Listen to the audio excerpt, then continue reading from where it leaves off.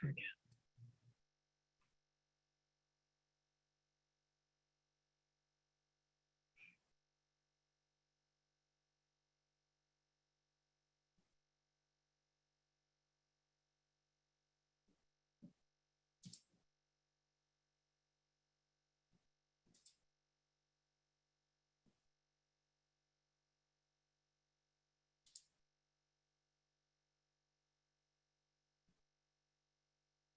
Okay, got it. It's finally working.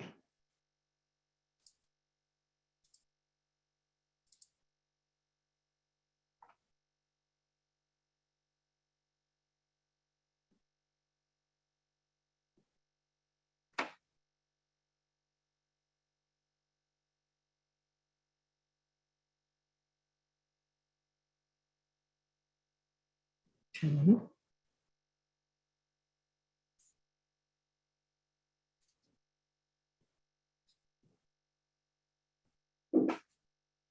Remind me the lawyer for the Tisdale firm because they always log in as the firm. Thank you.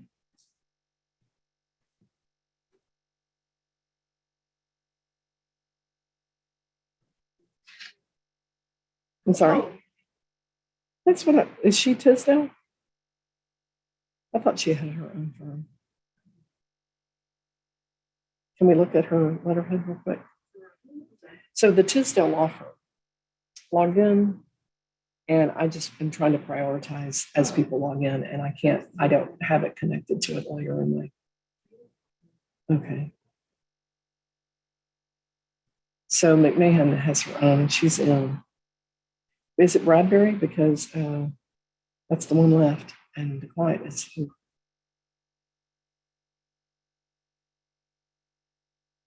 It's because they logged in first. I don't want to lose that distinction by not being able to know who it is.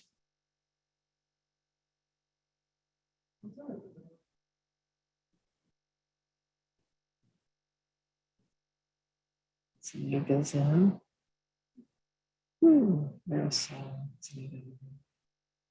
Henry. Yeah. Oh, yes, it is just a law firm, but it's under the Okay, that's fine. Okay, I was just like,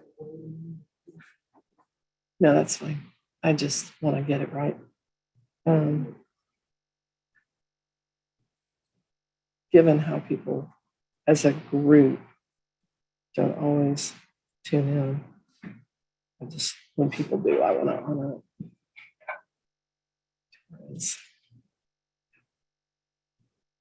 This person is actually named Baby. yes, And it's a third. Yeah. Oh. Yeah.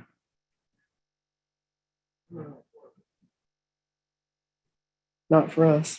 So we don't know.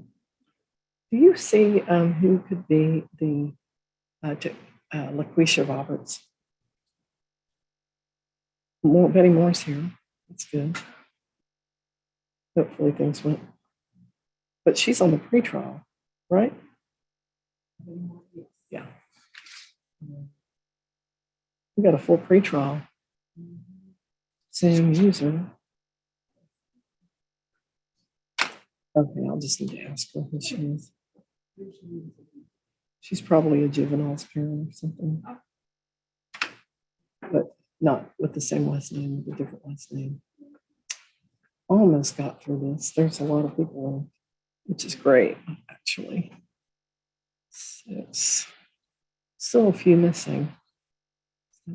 Which just goes to show you that we should always go ahead and fill the document, in my opinion.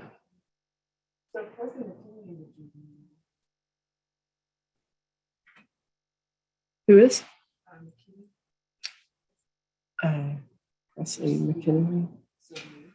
Maybe. Okay. Could be. You never know. And G. Stalin. Probably everyone with an unidentified is on my docket. Okay, here we go. Got them all in. Here they come.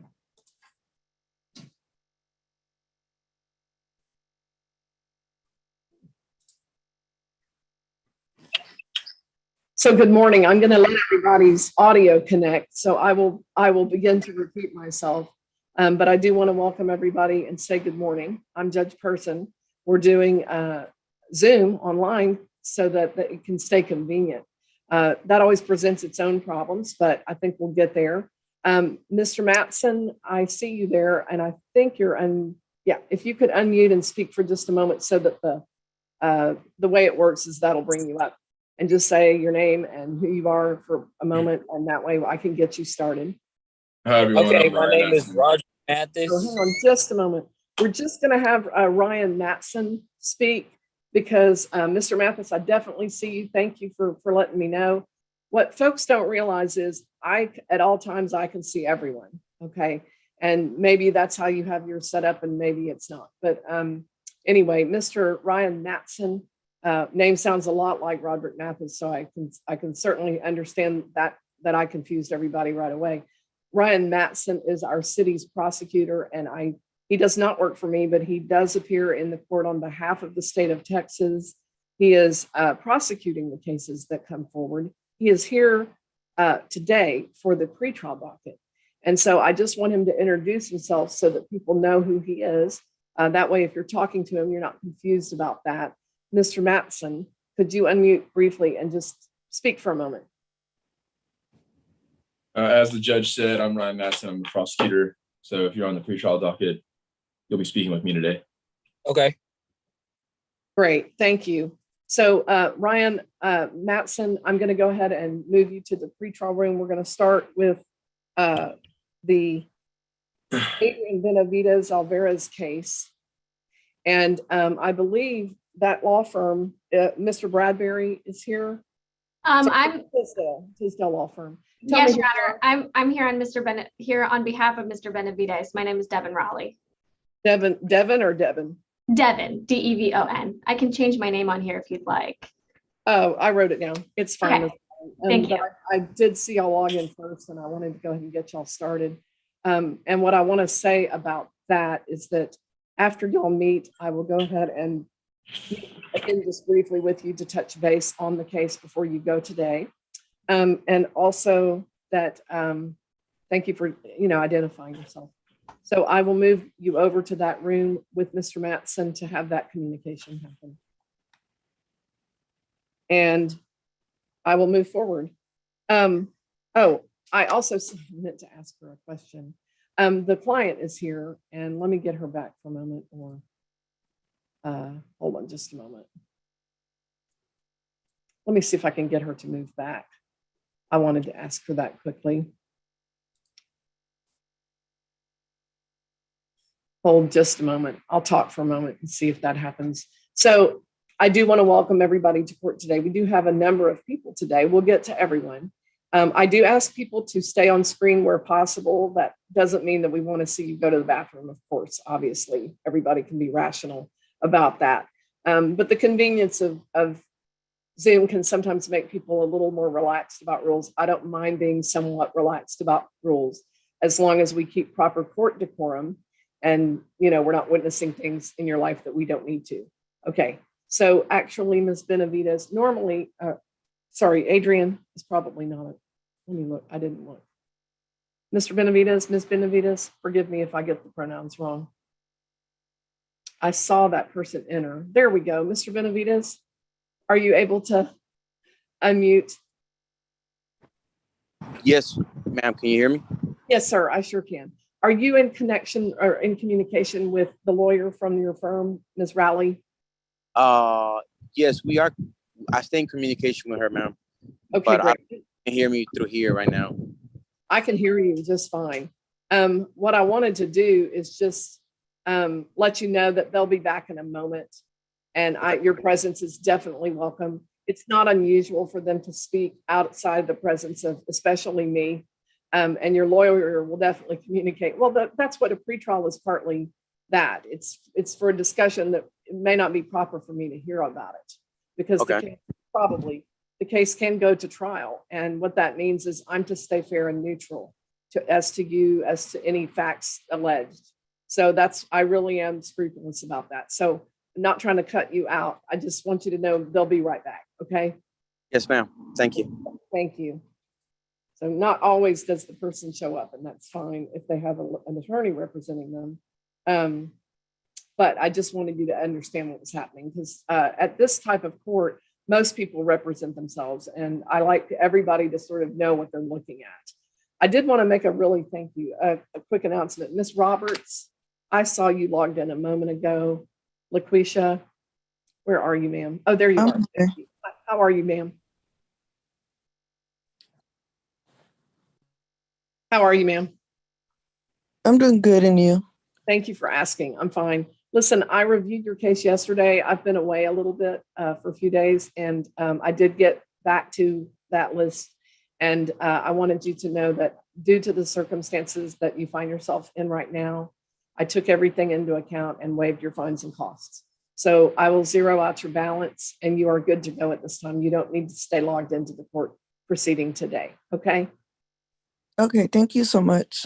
You stay well and continue with the good steps. I know you Yes. are. Yes, ma'am. Thank you. Thank you. Bye-bye. Bye-bye. Another thing before I get heavily involved in making some quick announcements, I kind of want to make sure I know who's here. There is a person logged in as LG Stylo 5. I haven't been able to identify who that is, and I cannot tell that they can hear us. LG Stylo 5, can you give me a thumbs up if you can hear me? I think it's not working. What I do there is I assume the connection isn't working right for whatever reason. Sometimes that means you need to log out, log in. First thing I'm going to do is send a quick message and see if they get it. And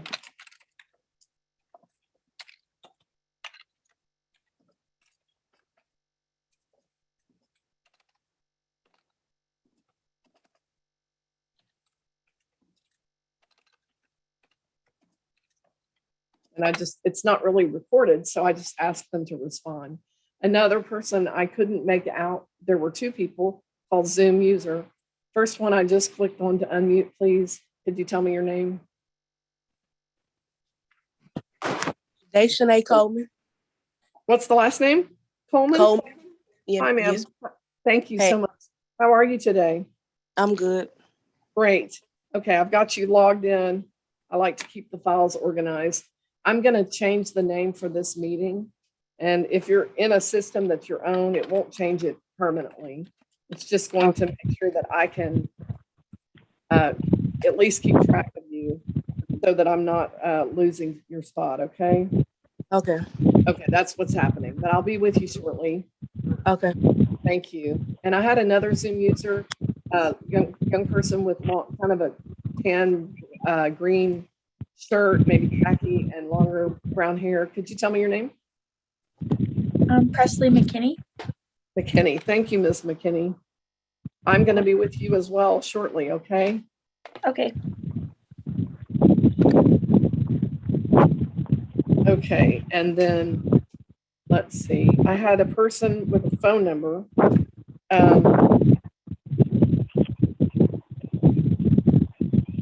Phone number that began with a 928 area code and ended with 555. Are you there? And I have a phone caller ending in 806 that just unmuted. Can you tell me your name? Hi, caller. Telephone caller. Hello? Hi, what's your name?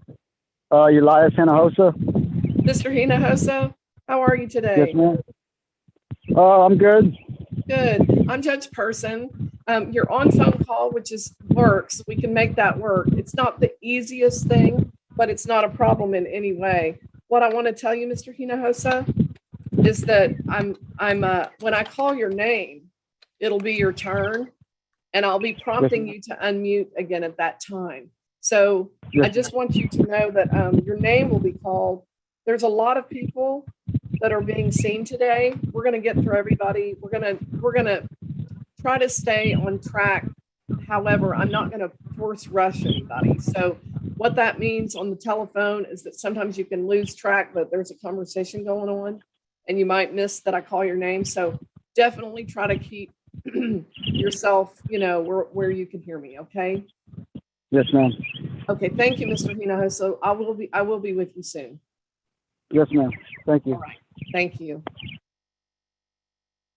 All right, and then Christopher Withers, again, just not connected on the audio, so let me send a message.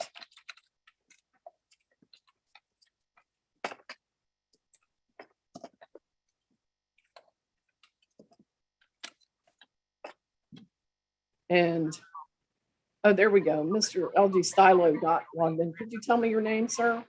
LG Stylo 5, I just hit you with an unmute request. No, I remember. Yeah, hi, can you, it looks like you're unmuting. Can you unmute and tell me your name?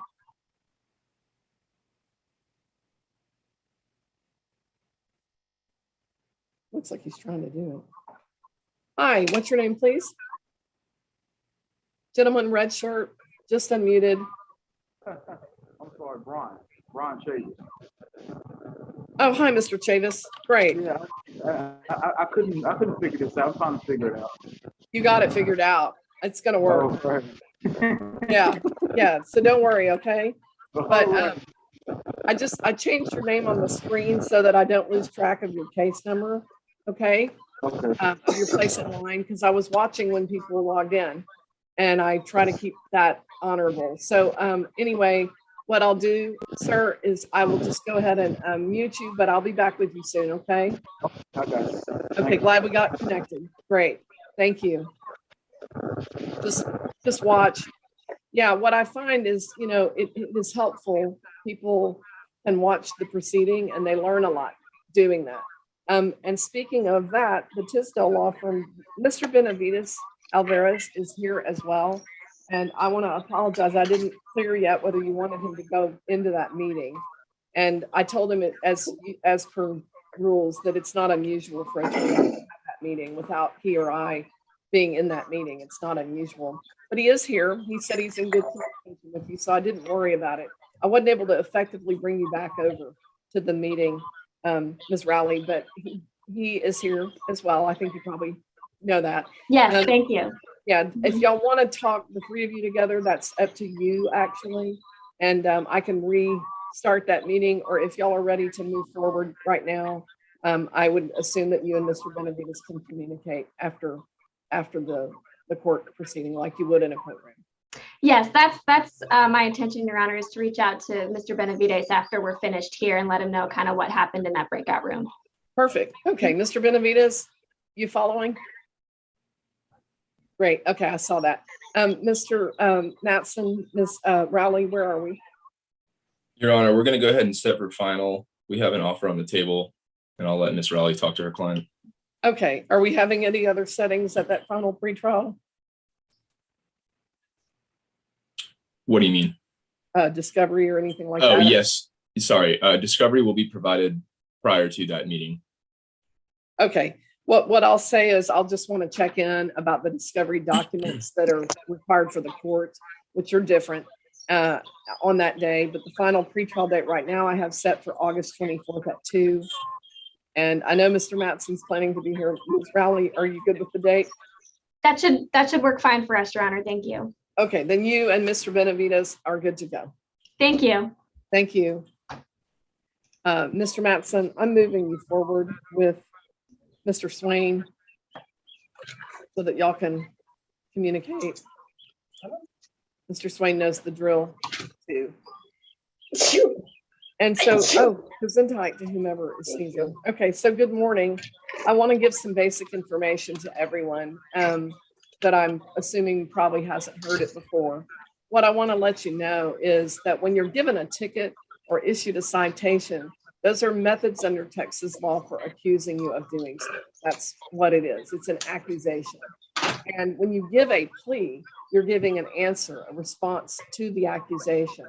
There are 3 options for entering a plea. They are guilty, not guilty, and no contest. And of course, we're presumed to be not guilty. But what I want to let you know is that when you are giving a plea, you're giving an answer. So again, not guilty doesn't mean I didn't do it. It can also mean that, but it's broader than that. It means I'm contesting the charge. I think the state should prove the case against me. It's just maintaining that presumption of innocence and moving forward. but it has the effect of moving the case toward a trial process. And one part of that process is an online pretrial. We're doing that today. And then the final pretrial is not the trial, it's actually another pretrial, because there's really a two-step process to that. And one is like really evaluating the case, and the other is actually, getting it set up for trial. And not all cases are going that direction. So we're kind of sorting it. And I'm letting a few people in that were not logged in earlier. So I'm going to have to sort through those. It's going to be a little crazy that way today. And I just want to beg your patience, but don't get worried because, well, it will happen. I did have a caller logged in under a 254 area code ending in 373. You just got logged in. It looks like you're connected with your audio. Phone caller 373 at the end. Who are you, please?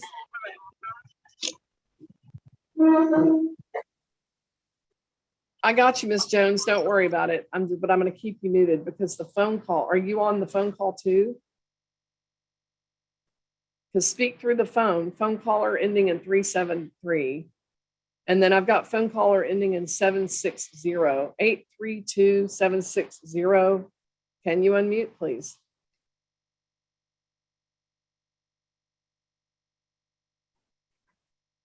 Okay, so I'm just going to move forward. I'll keep trying those. I don't know who they are. Okay. Hello, ma'am. Okay, great. What's your name? I'm Jimmy Cowan, 0760. Jimmy Cowan. Great. Thank you, Mr. Cowan. I got you down now, and I've got your number associated with your name. So that helps a lot because, I'm trying to keep it honest. Thank you for responding. And anyway, so moving forward, I just had covered the cases that head to trial have a not guilty plea associated with them. If you plead no contest, you're not admitting or denying the offense. You're saying, I'm not contesting it. Go ahead and sentence me, no contest. And if you plead guilty, you're saying, I'm not contesting it, and I concede basically that I did it as charged. So if you plead guilty or no contest, you're moving forward, okay, towards sentencing. And if you've already been sentenced, well, we're troubleshooting that sentence. But otherwise, what I'm looking at is moving the case forward toward a sentencing process. Normally, under Texas law, that means you're found guilty, it goes on your record, and you pay the fines and costs. Now, first words about fines and costs. The financial information that I asked everybody to fill out helps me make better decisions on your case if I'm sentencing you.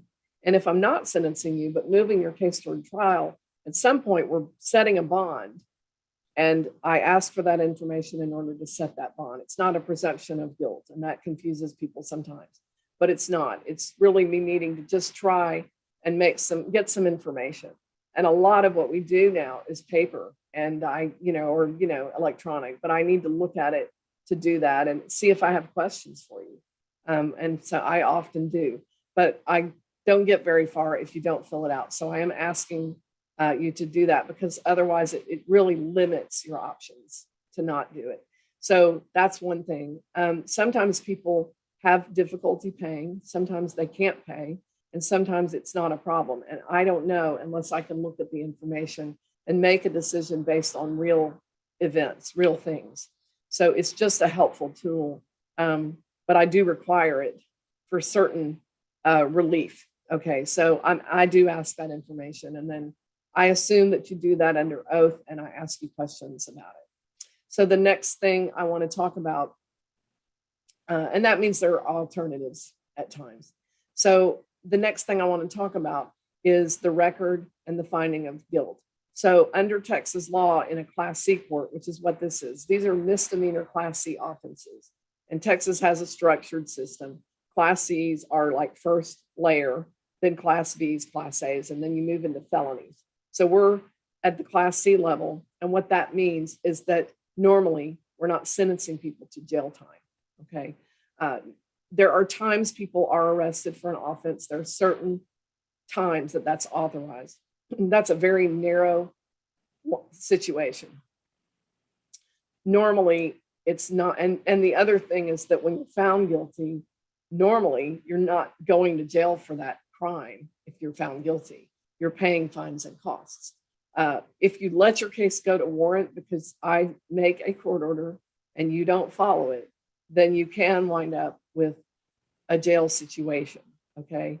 And at that point, you know, what you're doing is narrowing your options, because the jail time, the warrant, the capias, none of that is needed unless you're not following the court order. So I'm saying that not as a threat, but as really an understanding that you need to have, that what we're doing, even though it can feel informal online, is still court, and the court orders are still orders by the court, by the judge of the court. That would be me. And if you don't follow it, you can wind up with issues. And I'm really not interested in those issues happening to anybody here. Okay. I'd actually have a couple of people today that I need to talk to about warrants. If something like that happens and you get warrants, get in and talk to me. But the best way to approach that is to not get one. If you know, for example, that you've been set to make a payment and you're not going to be able to make it, you reach out to the clerk's desk. You reach out with the form that says, Judge, I'm having a problem. It's available on the website, or a clerk can hook you up to one, and you can fill that out at the counter. You can mail that in, but call and check on it. You can email it in, but make sure you're getting a reply or call and check on it, because at no point does the court order mean that the court is the only responsible party. We're responsible for enforcing it. A person sentenced is responsible for following it. So if you can't follow it, you've got to tell us, and we can work on it maybe, but we really can't work on it with someone not showing up. Okay. So I can't highlight that enough, because warrants are not required here. Warrants are optional. They are within your control way more than mine. Okay. So keep that in mind. Okay. And if I'm sentencing you to something and you are concerned about it now, you can tell me. But sometimes things change. Like someone signs up for a payment plan, they go into work and find out there are layoffs that week. They didn't know that was going to happen to them. The worst thing to do, and it's kind of human nature at times, is to just kind of put your head in the sand. And it would be better not to do that. But if you do that, then the moment you can kind of get your brain to think about it again, reach out, okay, as soon as you possibly can, because maybe you can avoid some of the problems that creates. Okay, because we start actions that are enforcing, okay, and that's really not, I'd rather not spend the time and energy, but I can. So that's kind of how that works, okay.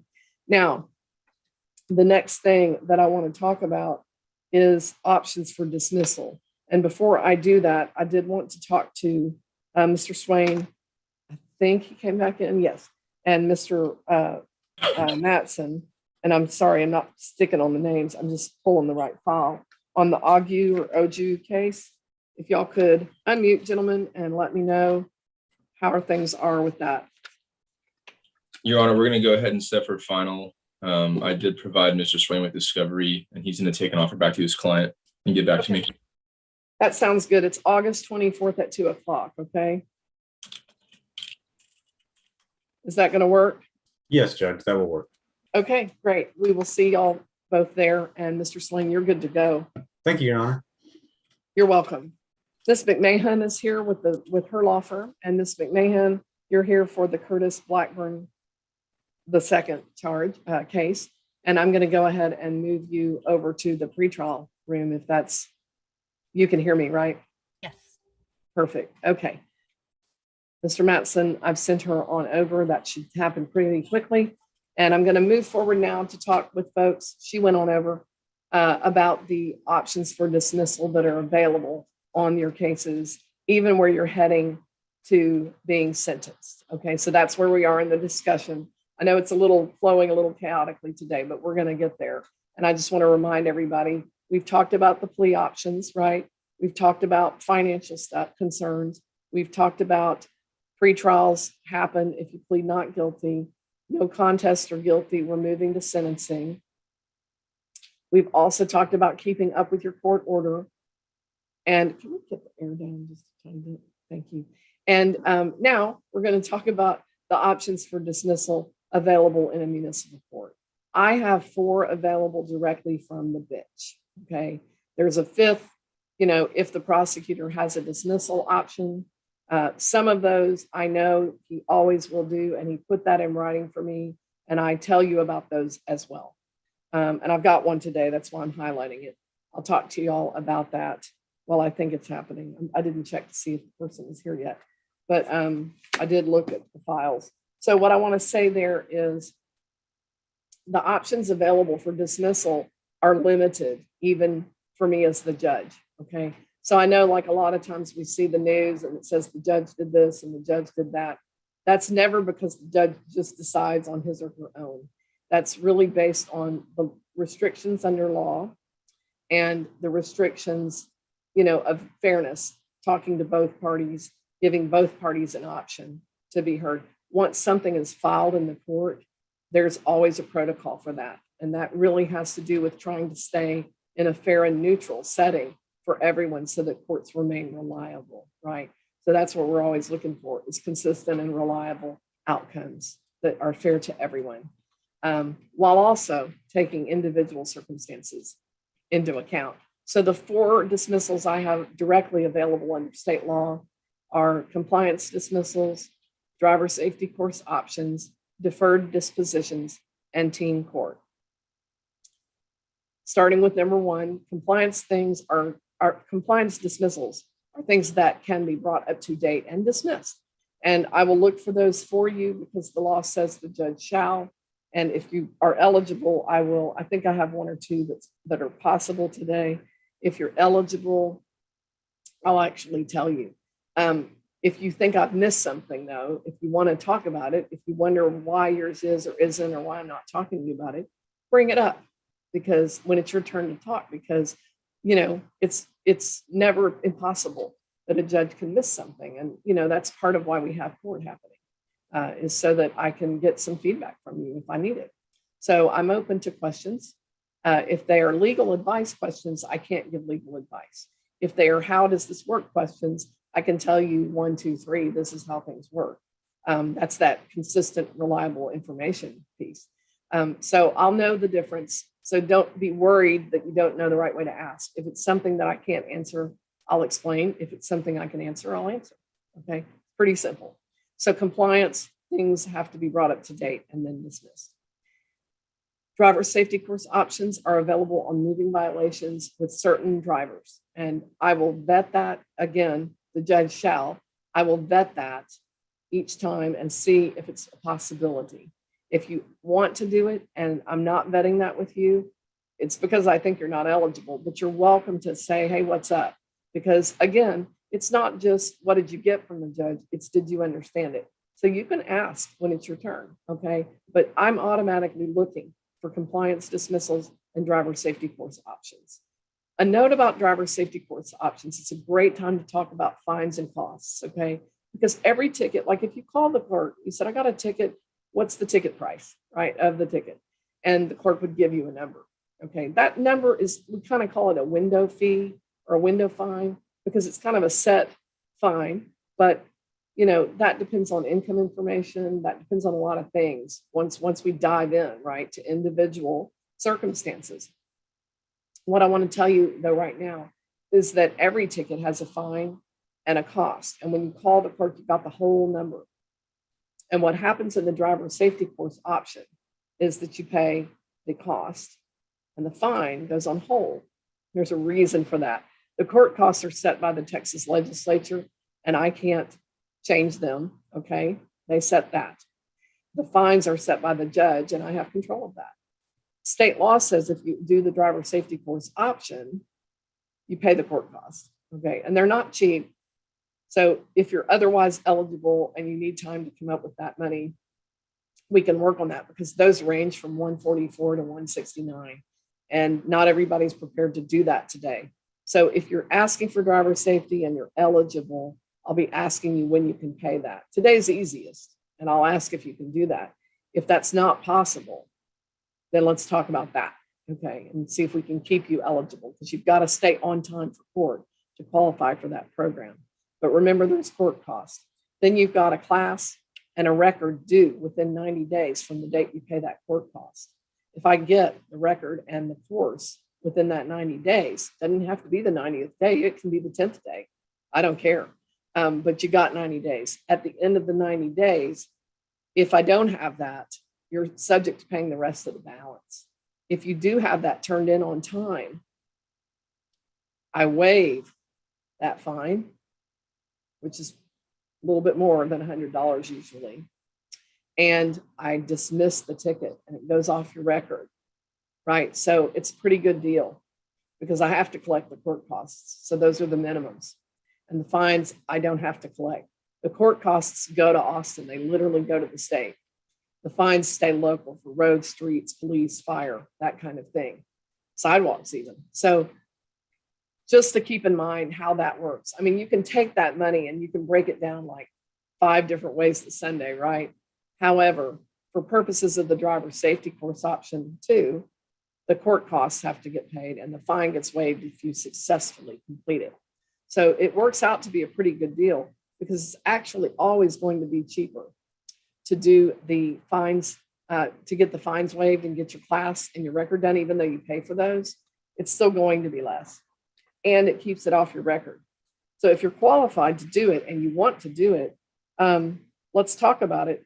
But if you're not qualified, I might not be able to make an exception. There are very, very few exceptions on that one in this court. The next thing I'm going to talk about is a deferred disposition. I'm going to do that, but I'm going to first take the Blackburn case with Ms. McMahon and Mr. Mattson. And Ms. McMahon, how are you today? I'm doing well. How are you? Great. I can hear you better. I think you were just speaking softly earlier. Great. Good to see you. Thank you. And Mr. Mattson, if y'all could both tell me where we are today. Your Honor, we're going to go ahead and set for final so that Ms. McMahon can speak with her client. Okay. I will be providing her with discovery prior to that date. Okay. And we're set for August 24th at 2. Ms. McMahon, do you have any issues with the date? No. Okay. Then we will either hear from y'all beforehand in a way that solves things or we'll see y'all that day. Okay. Sounds good. Thank you, ma'am. You're good to Thank go. you. All right. Bye-bye. Bye-bye. And on the Fisk case, Daniel Fisk case, I have attorney from the Tkach office. I saw you a moment ago. Yes, Your Honor. Oh, there we go. Hi, Mr. Tkach. How are you today? Very good. How are you? I'm well. Thank you for asking. I'm going to move you and Mr. Mattson over to the pretrial room. Thank you. And so the next thing I want to tell folks is on the deferral. Okay, that's the third option. Remember, we had 4. Believe me, I know this takes a long time, right? And you might already be tuning out, but what I hope you're not, because these are things that I think, like if I were a person in your situation, what are the things that not, if I wasn't a lawyer, what would I want to know about how this is working? Okay, so I'm giving you the benefit of that information. There are plenty of people who just blew it off, who didn't show up, or who just paid it at the window and didn't care about the options. So I make some assumptions when people are logged in, that they care about what's happening to them. They don't want warrants. That's helpful, right? That they might want information for how things are going to work for their individual situation. And also that people are in a position to, want to know their options as well. Another thing I assume is that money isn't easy for anyone right now. And that's been true. I've been on the bench for 20 years. It's always been true. So some people have real concerns about that, and I'm sensitive to that. Another thing is the record. I think those are probably the 2 most important things for people, money and their record, right? And maybe some are, for some people it's one, for some people it's the other, for some people it's both. Okay. So I might hear from you at that point, but another thing is I'm just assuming some things like that people want it, the easiest way they can get it dealt with the least impact is not unusual. We're human beings. I have constrictions under the law too. So I'm trying to give you that understanding of how that balance works from the bench so that it's not a mystery to you, because I don't think that's ever good policy. Okay. So when I tell you yes, I tell you yes. When I tell you no, I tell you no. I will explain, but I don't debate it or argue it. Okay. So that's just how I look at this after all this time. I have prosecutorial experience. I have defense attorney experience. I have worked both sides in this courtroom, as well as all the other courtrooms around the state. So, and federally. So we're kind of there at that place. Okay.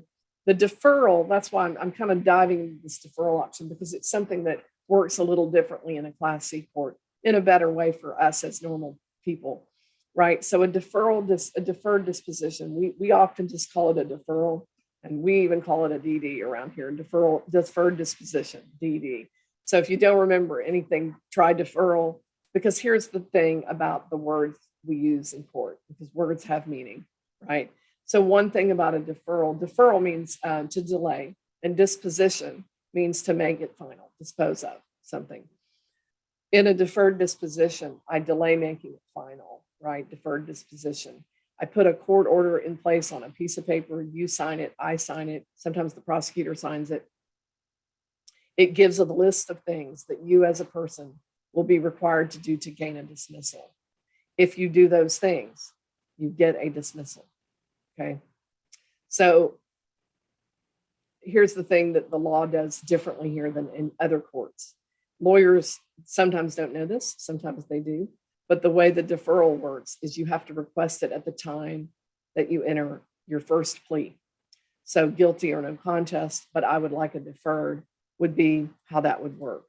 So that's what I want to let you know, is that in a Class C court, if you want a deferred, you need to ask it at the time that I accept your plea.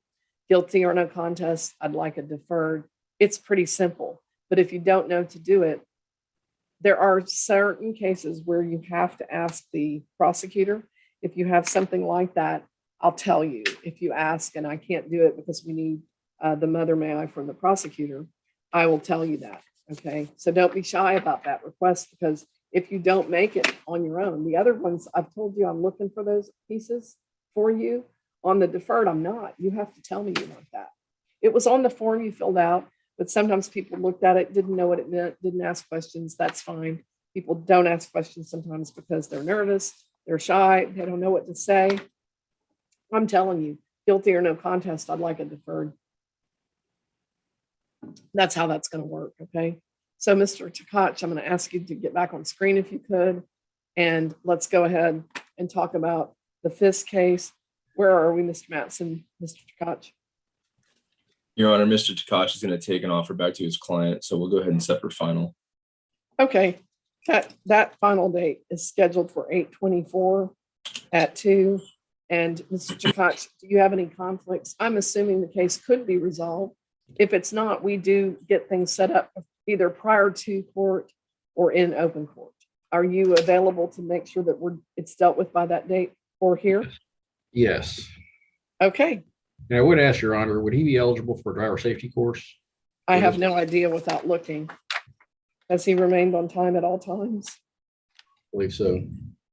Oh, no, he's not, because it's 26 over case. So under state law, he's disqualified from being in that option. All right. Would you consider deferred? I don't have a plea that allows me to do that at this time, but I always consider all pleading options. All options available under the law at the time of the plea. All right. Okay. We'll deal with it by 8/24 or be here. All right. Thank you, Your Honor. Thank you, sir. So just another quick note that deferred, remember to ask. And then teen court, you'll probably see me do some teen court activity today, because I think we have people eligible. And again, I start walking you through that if you are in high school or middle school or the equivalent. So one note about that is that if you are in high school or a GED program, or you're heading to a diploma through a homeschool program, you need to let me know if I don't already know from the paperwork that you gave me. Okay. So I should be talking to you about teen court. And if I'm not, go, hey, Judge, I'm a student. Okay. So that's how the 4 things work.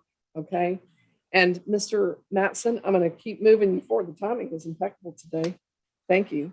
I'm going to move you forward with your next person, which is Janet Penn. Miss Penn, you're still here. I saw you just said thank you. Can you unmute, ma'am? Good morning. Good morning. How are you, ma'am? I'm doing well, thank you. Thank you. Again, I'm Judge Person, and Mr. Matson is the prosecutor. And I think you know this, but I'm just making sure you understand he doesn't represent you. He represents the state. This is a time to potentially negotiate. It's also a time to, for both of you to take a good look at the case and tell me where it's going.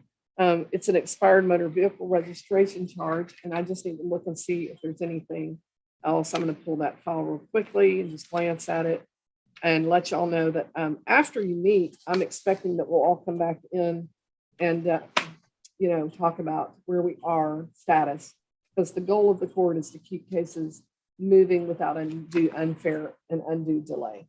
So I will expect y'all to come back here before you leave today, okay? If you're not able to get over, Mr. Matson can explain to you that he's going to let me know if that's happening, and I'll try to pull you back over, okay? But anyway, here we go.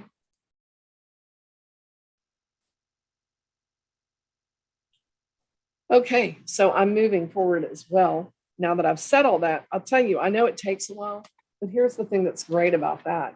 And that is that now I don't have to say what I just said 40 times this morning. And not only do I get fatigued, but you definitely don't want to hear me say it 40 times, right? So once I get everybody on the same page, I assume we're going to move more quickly, and your time is important, just like everybody else's. So I'm wanting to talk to Crystal Bradley. And you were here a moment ago, and find you on my screens. It'll just take me a minute. Hi there. Morning. Morning, Ms. Bradley. How are you today? I'm doing well. How are you? I'm fine. Okay, a couple of things that happened. There's a stop sign charge from April 28th of 2022. If you paid it at the window, it's $234. There's a insurance charge from that same stop. If you paid that one, it is $281. I did notice a request for $50 a month. I also noticed a request for driving safety class. You missed your court date. So normally you took yourself out of the running for that. The court date, for everybody's benefit, not just your own, the court date is always on the ticket itself. It's on the ticket. So how that works is that state law says if you honor the date on the ticket, because it says it right there, this is your court date, officer often, most of the time, will highlight it, and the clerk is being great about pulling it open for me to make sure it's readable. Of course, I get a readable copy, but I'm looking at their penmanship and seeing if it's like really an issue. May 19th was the court date, about 20 days after the stop. And when did she come in? Oh, no, we got a pretrial warrant letter. So yeah, a couple weeks later, right? That's usually, yeah. So you're not eligible to do that unless you have a doctor's notice in time. What happened that you missed court? I had started a new job. Oh gosh. One thing just to know about that, and congratulations on the job, is, we take emails and just like walking in, that would have been you walk in the door and, there's like a 10-minute conversation at the front desk, but also emails. And the number on the ticket you could call if you're having trouble figuring out what to do, always call a clerk. They've got a lot of skill out there. And if they can't solve it with you, they know to get me involved. So just running forward so that you know that. Okay, so are you still at Scott and White? That was the new job? Yes, ma'am. Okay, and how's that working out? It's going pretty good. Good. I know we're glad to have you there. And you've got the 2 children at home, right? Yes, ma'am. And all the bills and things are the same. Does the other parent help? They don't live here, but they help as much as they can. Are they paying child support? No, ma'am. Okay. Is it ordered? No, ma'am. Okay. I don't need to get real far into that. I'm just, in Texas, we have a way to deal with that through the Attorney General's office. And if you need that number, we can supply that number to you. If you decide you're reaching out to them, I will tell you that the squeaky wheel gets old there because they are overworked and underpaid and all of those things that happen in those kinds of bottleneck situations. So let us know if you want or need that information. The other thing is, do you have other assistance that you're getting of any kind, like for utilities, for rent, for housing? No, ma'am. Okay. You left it blank, and I just wanted to confirm that I understood how you were relaying the information. I'm not trying to highlight your situation in any way. The other thing I noticed is that it's tight. Your budget is tight. And I know people round up their bills and they round up their food costs, but I'm also a shopper. I'm also a driver. I know what's happening out there. Okay. And I even noticed that you skipped gasoline and probably you get to work through some kind of vehicle, although you didn't tell me the vehicle or anything. But I'm assuming, like most of us, you've got to drive at some point or you pay somebody to do that for you. So, what I was thinking that I would do this morning, just without talking to you first, was you're technically allowed to do this through community service instead. I want to highlight that in connection with your request for driver safety. You missed the driver safety course option. However, if you change that request to a deferred, I would grant it. Okay, and then instead of making physical payments, you would do community service. Now you have kids. I see that, and so we'd probably do a pretty long deferred to give you enough time to do a few hours here and there. On that particular charge, the community service time would be 11 hours. And I'd give you 60 days to get that to us. And it has to be at a nonprofit where you're not paid and you're not related to providers. And it has to be properly supervised. And I put all that in writing. So don't sweat it if you miss a small detail, because I've got written materials for that. But Ms. Bradley, is that your request at this time, the deferral? It does keep it off your record. Okay, and if I was to do a payment plan, that would put it on my record? No, no, that's not what I'm saying, but that's a great question. What I want to tell you about that is I need 3 payments on that deferral, and that would be $78 each time. And that would be like, I could do that once a month if you can make that work. That's pretty tight. I don't mind. Okay. I can put you on a deferred with that kind of structured payout. It's just a little more tight than that $50 request that you made. I don't have a problem with the $50 request, but getting it to sandwich into a deferral, which is not very long, can become difficult. So just reality-based decision-making on that. I'm kind of giving you a choice, okay, because you know your situation. You give me a snapshot, but you live it and you know it. So, I need to hear from you, really. It's like curtain A, okay, would be you do the deferred, 11 hours due. You got about 60-ish days. I can flex that a little bit to get those hours done at any local nonprofit, including your own church. Purchase, minister approved. So that's one option. Curtain B would be that deferred with $78 each month in the deferral, remain ticket free. I'm not requiring a class because that stretches that burden even more tightly. But I would go ahead and give you that option. Yes, ma'am. I'm okay with doing the $78 within 3 months. Okay. And then I noticed that Scott and White people are paid every 2 weeks. Are you paid? Yes, ma'am. I can do it every 2 weeks if that's the next option. No, once a month is fine. I'm just pulling up a calendar though, Ms. Bradley. Yes, ma'am. So that I can go ahead and look at when you're next paid, because the 30 days I'm going to want to start, excuse me, give me a second here. My next pay period will be this Friday.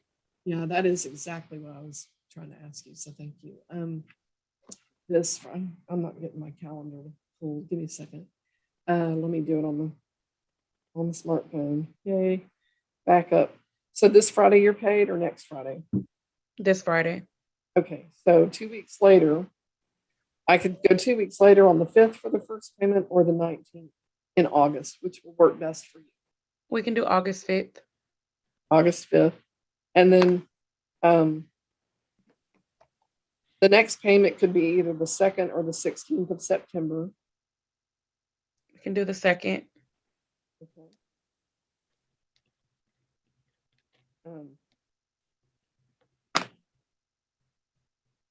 And then the next one could either be September 30th, that's a long month, or the 14th of October. September 30th. Okay.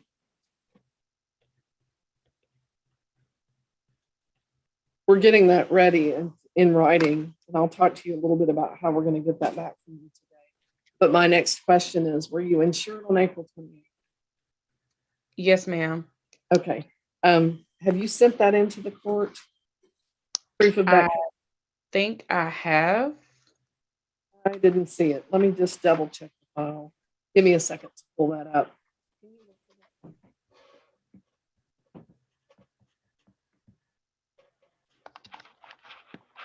We're going to check when did you send it? I think I signed it when I sent everything else. Okay, I don't think we got it. Let me double check. Okay. Mr. Matson, just hold still or hold tight, Ms. Bradley, because I'm not done and we're not done. We're going to sort the rest of it out. But I do need to go ahead and advance Mr. Matson along with, sorry, let me find it. Forgive me, Janet Penn. And it would help if I keep track on my list. So Ms. Penn, you can unmute too. Mr. Matson, where are we, please? Your Honor, I'll be sending a motion to dismiss over shortly. Okay, great. I thought that might happen. I'm glad it worked out. So Ms. Penn, what's going to happen is he'll send that over. I'm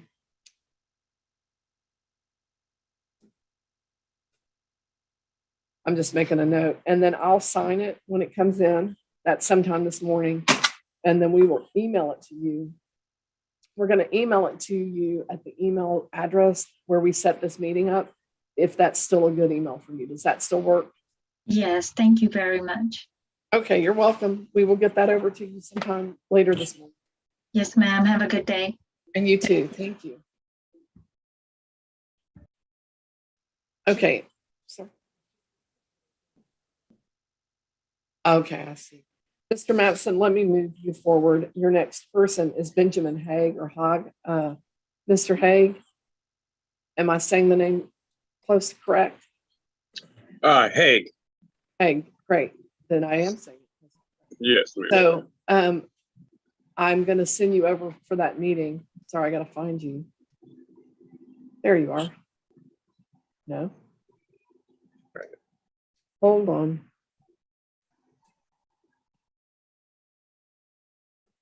There we go. Okay. And then I'll see you and Mr. Matson back in this meeting room at the end. There we go. And so moving forward, Ms. Bradley, okay, we did get that in as an email, but it was in a format that we could not open it. So one question I have, yes, ma'am. So this is already going to be part of the other equation. Were you were for sure insured at the time you were pulled over? Yes, ma'am. The cop never asked for my insurance. Okay. He must have run something to see. That's what they usually do is they run. Or it probably, I know it was about to expire, but Yeah. the thing that was expired was my registration. Yeah. And that was coming in the mail. Yeah, that's a totally different issue. What I'm trying to tell you is that on your plate, they can see whether you're insured or not. Now, Okay. that there's some exceptions to that.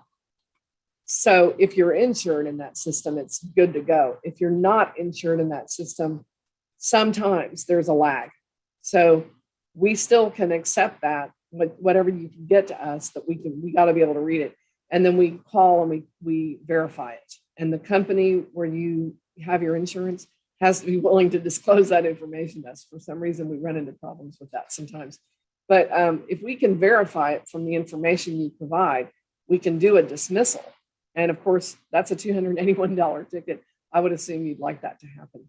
So my next question is, first of all, I don't know how you scanned it. If you can get it into a PDF, we can open it for sure.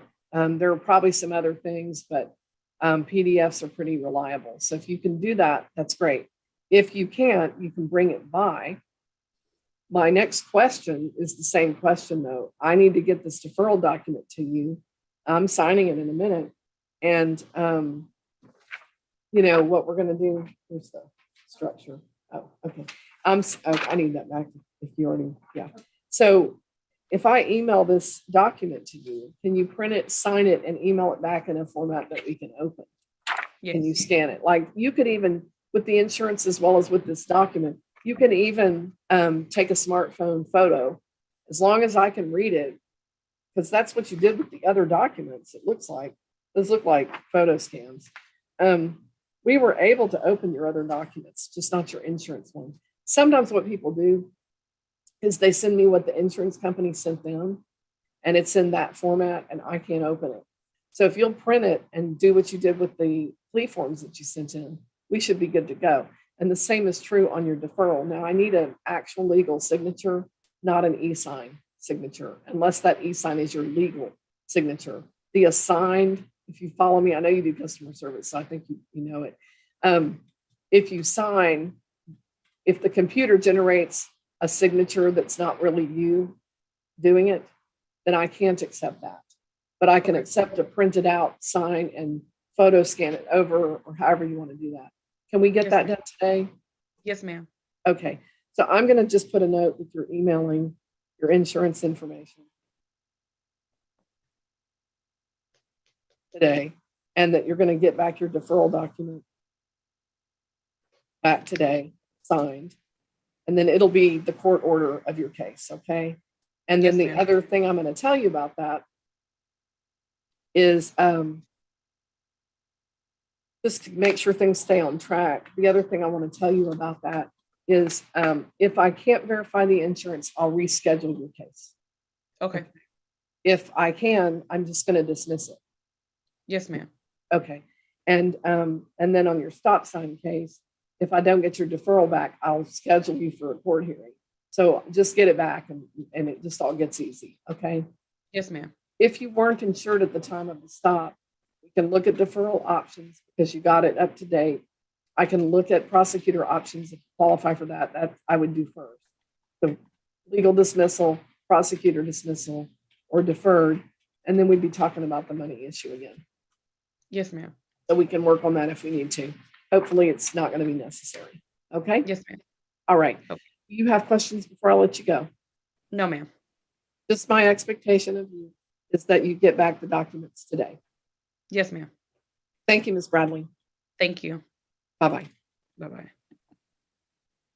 And I'm moving forward now with Marisol Zuniga. Can you unmute? Tell me how you're doing today. I'm doing fine. How about you? Thank you. I'm doing well. Thanks. So I did look at everything, and previously we had talked about the tobacco class, and you had not had the money to do the class. And I went ahead and just kind of rescheduled things because I don't remember the circumstances, but I remember that there was a problem. And that was scheduled to be turned in by May 26th for teen court. And I'm just going to check real quick. What I didn't see this morning was that you had gotten that done for us. I got it. I got that teen court class done. I got it done. I have this screenshot of it. I don't know if I'm supposed to like email it or bring it up there to show y'all. I needed it in May. I really need it right now. And can you email it now? And I just will put you on hold and we'll look for it and try to get this done this morning. Yes, ma'am. I can email the certificate. Okay. Stay. Do you need, how are you going to email it? How am I going to email it? Yes. What are you using to do that? The phone that you're talking to me on, or the? Yes, ma'am. Okay. Can you do both things? Stay in the meeting? Yes, ma'am, I can. Okay. I'm going to mute you. And when you're done sending that in, you can send me a chat message and we'll start looking for it. Okay. Quick question. Yes. What email am I supposed to send it to? The court email online, the link that you used for court today. Okay. Yeah, that's the same Okay. one. Yeah, like you totally, that would be, you would use the same email that you used to get on the meeting today. Help, court online help. Yes, ma'am. Okay. That one. So the other thing you can do, send me a chat. I just sent you one so you know where to send it. Or you can raise your hand. That's another way to let me know, hey, look for it. And just stay on the meeting because we need to get you resolved today. Today's your last day. Yes, ma'am. I'll circle back around for you in a few minutes, okay? But we need to know it's coming and get it in, okay? And then I'll review it real quickly, okay? Okay, so I'm going to mute you while you get that done. And then I would like to talk next, if you're here, Jalen Henry. Hi, how are you? Hi, I'm doing good. Good. Jalen, real quickly, first tell me, let's see, I've got to find your file. I'm stalling to find it. So one thing I noticed, this is a theft under $100 charge. The fines and costs are $296 if you paid them. The allegation date is June 9th. And I had a plea entered of guilty.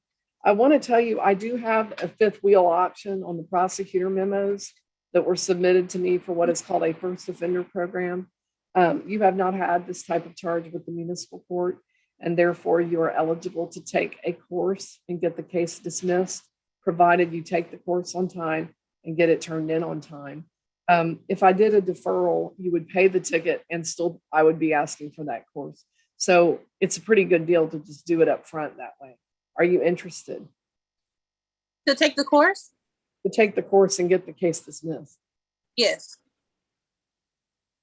Okay, so that we can do that online. I can email you the documents and you fill them out and email them back, or you can come to the window to get that done this morning or this afternoon, sometime today, because I need to get you on signed and ready to go on your court date. It would be a course that's designed for theft intervention. I have taken the courses that I make available to you, but I give you a list of places to take and you select from the list. You get the class done. It's online class and you get it turned in and then on time, and you get an outright dismissal. It doesn't go on your record and you don't pay the fines and costs. Okay. Can I get the email? Well, we emailed you the meeting request for today with a link. So that's our email. Okay. And we're going to email it to you. Is that what you're saying you want me to do? Yes. Email Yes. it, you can print it, sign it, and email it back. Yes. Okay. Can we look for that this morning? Yes. Okay. So I'm just making a note for the clerks to know what to do. And we'll email you the first offender program information, read everything, sign up, send it back with any questions that you have about it. And we'll get you answers if we need to do that. And if you need to meet with me again to get answers, we can do that too.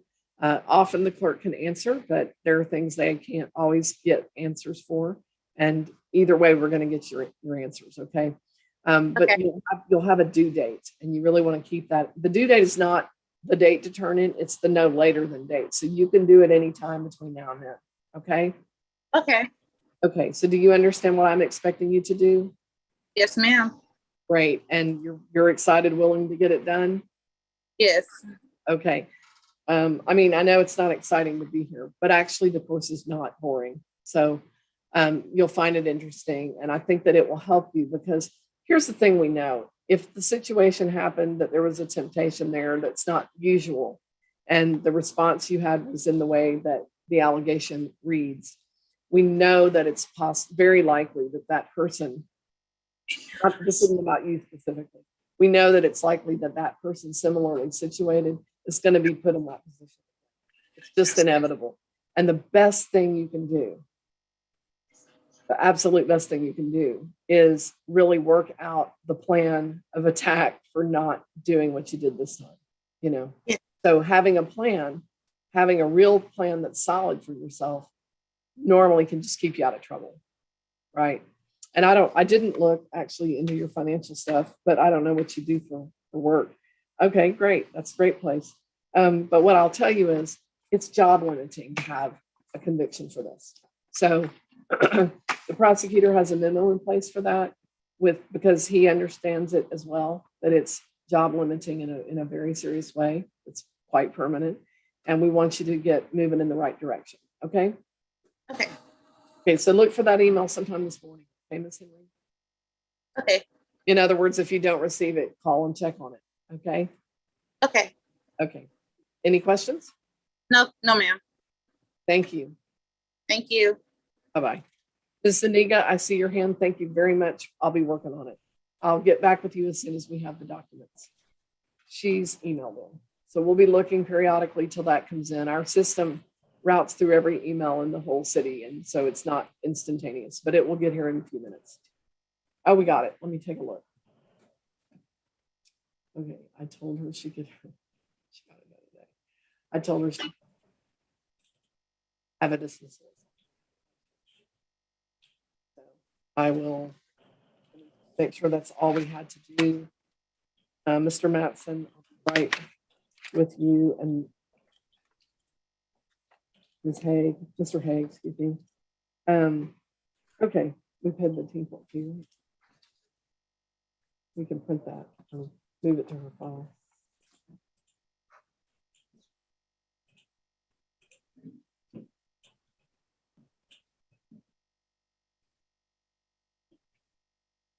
Okay, I'm accepting your class. I'm dismissing your ticket. Thank you, Ms. Aniga. We'll send you the dismissal sometime today. Yes, ma'am. Thank Thank you. you so much. Good to go. Bye-bye. Bye-bye. Okay, Mr. Haig and Mr. Mattson, where are we, gentlemen? Your Honor, Mr. Haig is gonna try to send me some information prior to final pretrial. So we'll go ahead and set for that date. Yeah, okay. So Mr. Haig, just so that you know, I'm scheduling your case for final pretrial at 8. I'm sorry, on August 24th at 3 o'clock. My expectation is that the case is either 100% resolved by me as the judge, or we're here. Okay? Yes, ma'am. Okay, thank you. You're good to go if you want to leave. Mr. Mattson, I'm moving you forward actually with Betty Moore. And Ms. Moore, can you get on screen and unmute, please? Oh, I'm here. Hi. Hello? Are you on the phone, Ms. Moore, or are you on a? I am. Okay, I'm going to move you over to the meeting. I know you know how this kind of works, so I'm not going to go into an in-depth explanation, but I'll move you over to the meeting with Mr. Mattson. He'll join you there. Afterward, I'm expecting you to come back into this meeting, which might not be directly possible. You might have to dial back in, okay? Okay, well, oh, Yeah, that's how we do it every time. So moving forward, let's see. Would like to talk with Babe Torres the third. How are you this morning? Hi, I'm doing good. How are you doing? Great, thank you for asking. So let me just get your file. Got a few today. Some no-shows too that I'm still waiting. So okay, we have warrants, and these are for cases that were pending since January of 2019. I did receive your pleas. There were a couple of questions that get posed by what you asked, okay? So there's a speeding charge, 55 and a 40. You have entered a plea of guilty. And I just want to confirm that is your plea at this time? Yes. Okay. And then I received the plea again also of guilty for an expired motor vehicle registration charge from that same date of stop. And that is your plea at this time? Yes. Okay. And then the violating the promise to appear is a charge that gets filed for not coming to court or answering to your ticket on time back in 2019. And I received a plea of guilty to that charge. And that is your plea at this time? Yes. Okay. And then you asked for a payment plan and asked for time to hold a valid license. I think I have a hold on your ability to renew your license, and that would be due. That happens sometime after the warrant, and it is in connection with non-appearance. It happens at a certain point. There's a couple of limitations that happen at that point. The warrants are a limit, of course, and I can deal with those by removing them because we get an agreed plan of attack for getting you zeroed out and getting your cases off my plate, right? Okay. But if I have a hold on your license and looking at these, I'm not positive. the clerk's gonna double check in a moment. I've got her piled up a little bit. Let me just double check that. Yeah, I do have a hold on the license. I release that when I know that I can zero out your balance and remove your case from my docket. In connection with that, okay, what I received was, a good job. You've got a good job, but you have things that you're having to deal with. And so I'm showing that I can. Well, I had a question actually about your payment application. There was rent, and are you living alone? Yes, I live alone. That's no one else is assisting you. That's a high rate of payment for rent. Oh, you're in Austin. Yes. Yeah, I know about that. Okay, so the other question under that residential living expenses, you had an other of $200. What is that about? With Ubers and stuff, I'm paying about $100 a week just for that. So I wanted to add that into my expenses. So I'm paying a lot just to get places through Uber. And then also other medical bills and things like that to get to doctor's appointments and stuff. Okay. And because then there's another other under monthly living expenses that you have monthly living expenses undefined for $1,000 a month. Oh, that must be my medical expenses that I added under the other. Okay. So I recently had surgery on my finger, so I'm making payments to pay for all of that. So I have that included in my monthly payments as well. You make a monthly payment of $1,000. I actually just had it on Friday, so we're still trying to figure that out. I think I still owe a couple thousand in various different places for the hospital and the anesthesia fees and all that stuff. So it hasn't even been a month that I'm going to be paying that next fee. Okay, so I can order as low as $50 a month and you can pay more. I don't want to set you up. You asked for $100 a month and it looks like there's some tight stuff happening in there with that. So I can order it lower. But the thing you want to keep in mind is wanting your license back. The sooner you can get it done, the faster I can release that license. Once I do the electronic release of your license with the state of Texas, they take their time. I get 5 days and they get kind of whenever. My general rule of thumb to tell people is anywhere from 2 to 8 weeks. Most of the time, they'll tell you 21 days, which sounds like a few weeks or so. But actually they don't mean calendar days, they mean business days. And that really works out to be a month to 45 days. So I always tell people just where have you been able to log into where the hold is? You've got open cases under the hold, and that's called the Texas Failure to Appear website. And if you go there, you can look yourself up. And once you pay cases off, you see them move to closed. And that means the hold is finally cleared DPS. So just a rule of thumb on that, just to kind of keep you focused. The sooner you can zero out your balances here, the faster we can release it. And I'll just do each one as they get paid off. So I'll order $50 a month. I'm going to ask you in a couple seconds, what's a good day for you? And, to begin. And then my expectation is that's a minimum, but you can always do more when you're able to, and when you see how things are laying out with what you do. And, the sooner the better. So you can always pay early, faster, and get done. Okay. Okay. So, excuse me, what's a good day for you to begin? Like, you want to start today and then it's every month on around the 19th? That's fine. Okay. You can do it online or you can call it in. Okay. Okay. Also, the payment plan, we have to get your signature on that. And that means that I email it to you and you print it, sign it, and email it back. Will that work for you? Yes. Okay. I'm just going to make a note for the clerk that we're going to get that done this morning. Okay. Okay. Okay. And you can always go online on the municipal courts tab and read the information for doing payments. Or you can call a clerk. and for a phone. Have the number? Okay. Okay. All right. Do you have any questions? No, I don't. Thank you. Okay. Once I get your signature today, I will recall your warrant. I'm sorry, it was cutting out. What was that? Yeah, I rolled around. That's what happened. Once I get your signature today, I will recall your warrants. Okay. Okay. Thank you. Thank you. Bye-bye.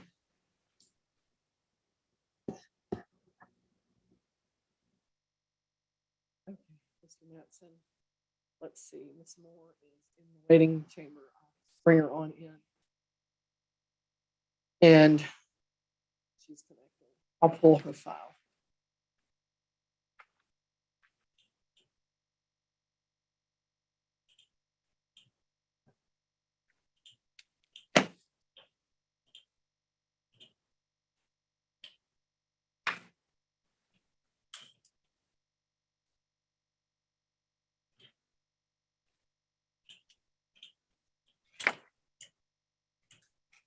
So the pretrial is just for the rubbish case. Is that right? Okay. Yes, Your Honor. All right. Where are we with that? I will be filing a motion to reduce the fine, Okay.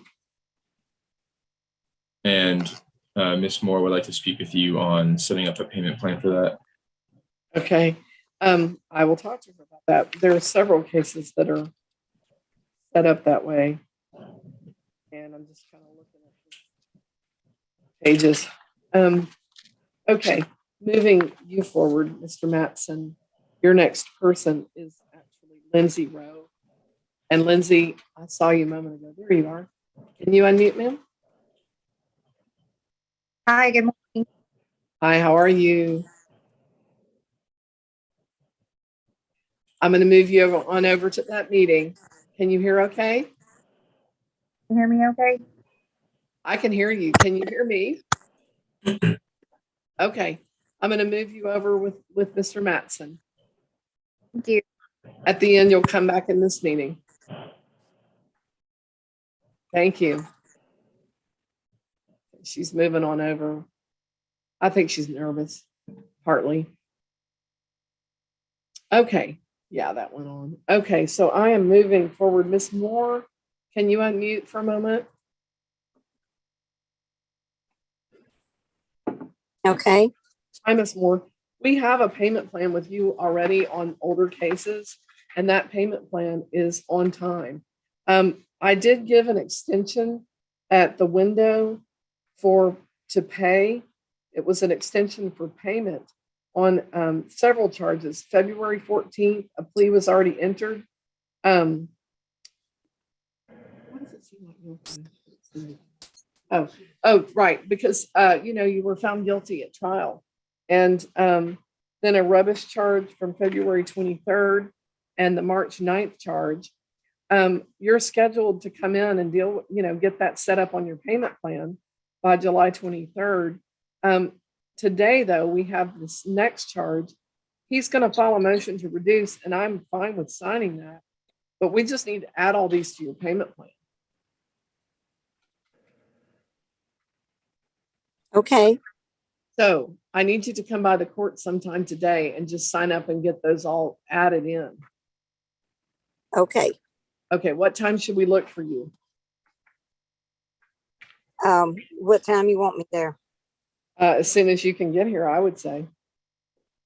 Okay. Probably right after lunch would be good. Okay. I'll see y'all then. Okay. We'll see you around 1. Okay. Okay. I'm just making some notes, folks, and then I'll be right back on with it.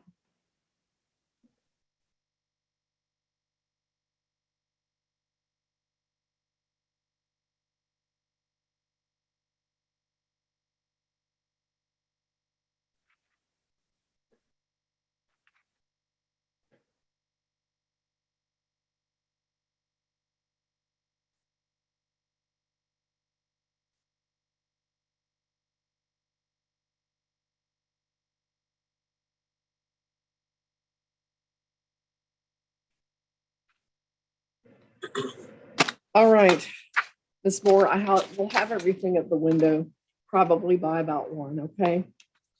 That's fine. Thank you. Thank you. Let you go. Okay.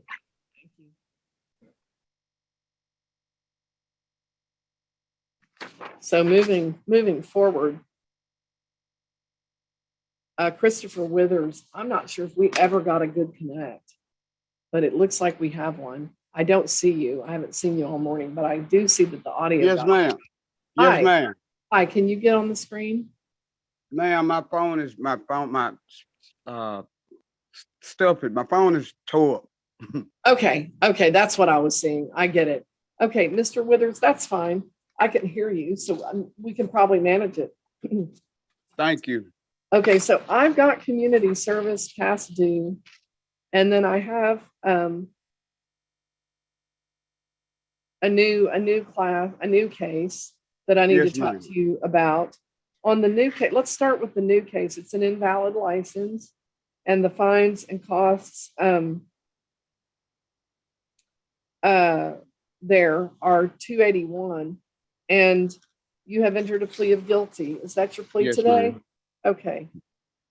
Well, I sure would like to get you off my docket so that you can have a lawful license. I would really be happy for that to happen. Ma'am, Yeah. I don't mean to cut you off, but I've been just going through some things with some family stuff. I saw that. Yeah, I sure did see that. And I got laid off it all in, Yeah. even with my community service, ma'am. When it came to my parents and stuff, I just Yeah. How is your father? didn't have time, man. How is your father doing? My father passed, man. I'm so sorry. We buried him Saturday. Oh, I'm really sorry. I'm really sorry to hear that. He even had a citation down there, and I brought the obituary and stuff out. I tried to take care of that yesterday too. Yeah, I think that's in my queue, and I'll get to that for him. Still, that has a real specific way that we do that. I'm going to add the new case to your old cases, okay? And Yes, ma'am. I'm going to give you a window to kind of get through the things that you're having to deal with. Ma'am, Yeah. if I can get an extension 2 more Yeah. months or something, by me looking for a job now and having a little free time, I've gone on. Zoe's Wings is who I supposed to do my community service through. It's a nonprofit house remodeling thing. I don't know exactly, but it's doing house remodeling. Right. And she's registered with you. Okay. I don't know that she's registered with me because I don't know that one. But I'm not saying I won't accept it. It just has to be a registered nonprofit with the state of Texas. Okay. Yes, ma'am. And so, the way to handle that is you can go online and look it up with the Texas Secretary of State. We do that there. Or you can see if she can provide you with a copy of her paper saying that she is a 501c. If you submit that with your hours, that will save us some time Yes, from ma'am. running it down. So anyway, I can totally give you an extension and add the new case too. So what I'm going to say, since you've got a lot going on, is let's start with 60 days. You might not be done with the hours. It's going to be 122 with the new case. However,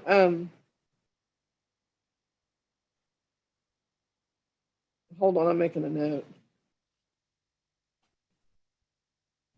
However, what I want to say there is, if you're not finished, just bring us what you have, and hopefully that 301c paperwork, and 2, if you've got it. If not, we'll do our best. Yes, ma'am. And ask for an extension at that time, and tell me how much more time you think you might need. And I'm going to work with you, Mr. Withers. Okay. Thank you, ma'am. Thank you. Yeah, I'm really Jesus. sorry for your loss. Yes, ma'am. Yeah. So yeah, just get me what you can get me. Let me see what you can do with the time frame, and that'll give me a better idea too of what you might need. Okay. Yes, ma'am. Okay, what are your questions before I let you go? Ma'am, basically, I just thank you for this support because I just been scratching my head. You know, I don't have any question. It's just about trying to get this behind me. I understand, and I would like that too, but I need to work with you on where you're at. So Yes, ma'am, just, and I appreciate it. just stay on it, okay? Yes, ma'am. Definitely on your court date or before, bring me what you've done. If you're done and I can zero you out, I will. If you have any concerns about the provider, you know, because you don't want to do you don't want to do all that work and then have it not count. So if Yes, you can't, ma'am. And even with that, you know, I'm gonna kind of spread it out. You know, Salmon Golf Course is nearby. That's and fine. stuff like that. So I Yeah, can. they're on my list. I'm gonna try my best to get this behind me, ma'am. And you got my word on it. Right. Well, just honor the words by honoring the actions, and we're going to be Yes, good. ma'am. But I understand there's some constraints. I do not mind at all if you divide up with different providers. Okay. Yes, ma'am. All right, Mr. Withers, I'll let you go today. Okay. Yes, ma'am. I thank All you right. very much. We'll email a new timesheet to you that will have your. I didn't write that down, but you got it. That will have your due dates and your hours. Do you Yes, still ma'am. have the provider list that we gave you? Yes, before? ma'am. I still have it. Okay, great. All right, it hasn't changed, so we're good to go. All right, ma'am. Thank you. Thank you. Bye-bye. Bye-bye. Ms. Rowe and Mr. Matson, where are we with regard to Ms. Rowe's driving left of center case? Your Honor, Ms. Rowe will be going on deferral. Okay, I'll grant it. What's It will the? It will be the standard 120 days with driver safety course by the 60th day. Okay, that's 9/20. Okay. I am not sure. She might want to talk to you about getting on a payment plan. Okay. I will do that. I will move you forward, Mr. Matson, with your next person, which is Tabitha Jones.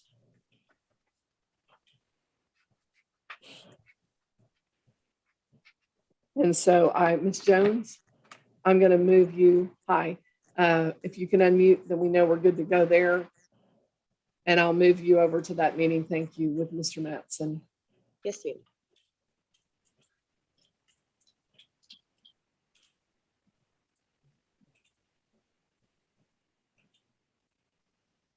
That went through. Ms. Rowe, no problem on figuring out payments. I did a quick review. You had offered to pay $100 a month. What can you pay today towards your balance? Can you hear me? Yes, I can. Actually, I can pay all of it on August the 1st, if that's okay. That's fine. My husband, we are waiting for some back pay from the VA, and he gets a payment on the 1st every month. So that'll work. Okay, I'm going to put that in the order, and otherwise nothing's different from what he asked that y'all have agreed to.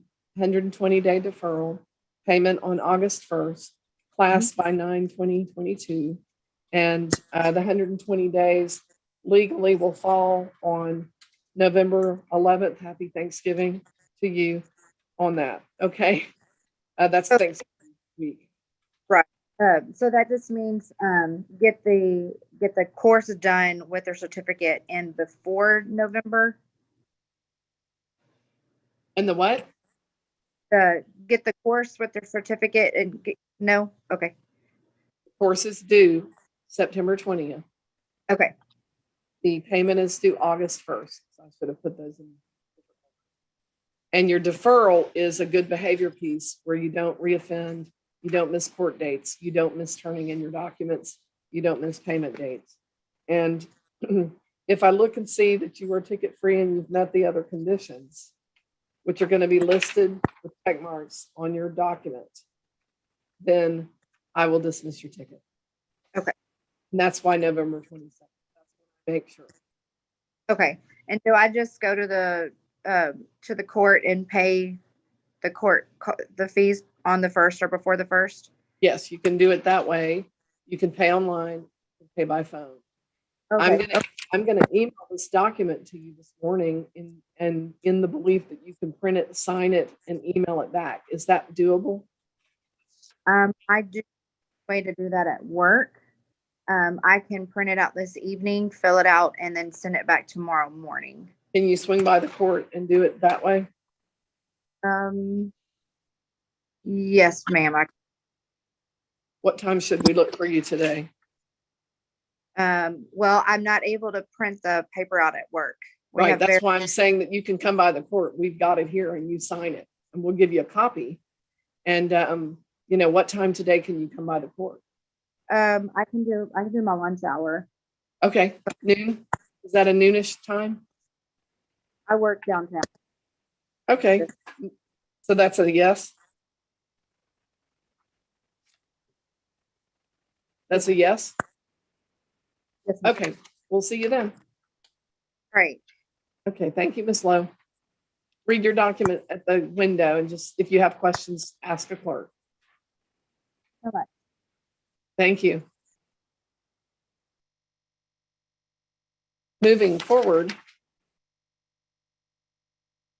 Christopher Withers and I just spoke, excuse me, and Jonathan Sanchez Espinosa. Where are you? There he is. If you can unmute and get on screen.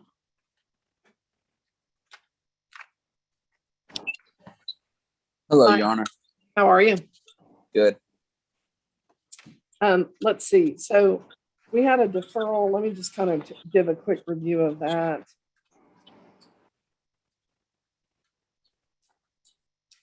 So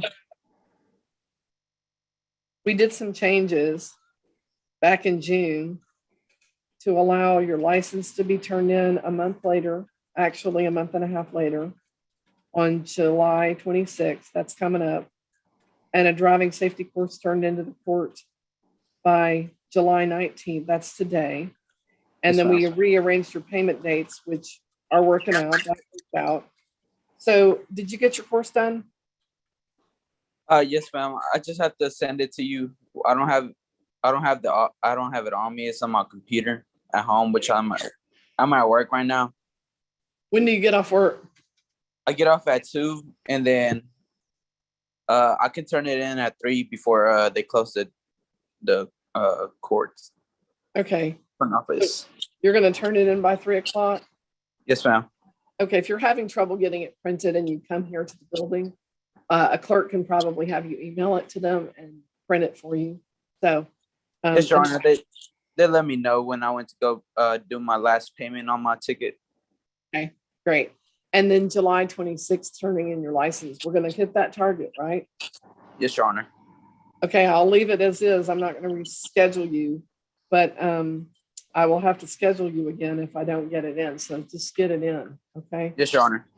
Okay, Thank you. You have a good day. thanks. You too. You're good to go. Thank you.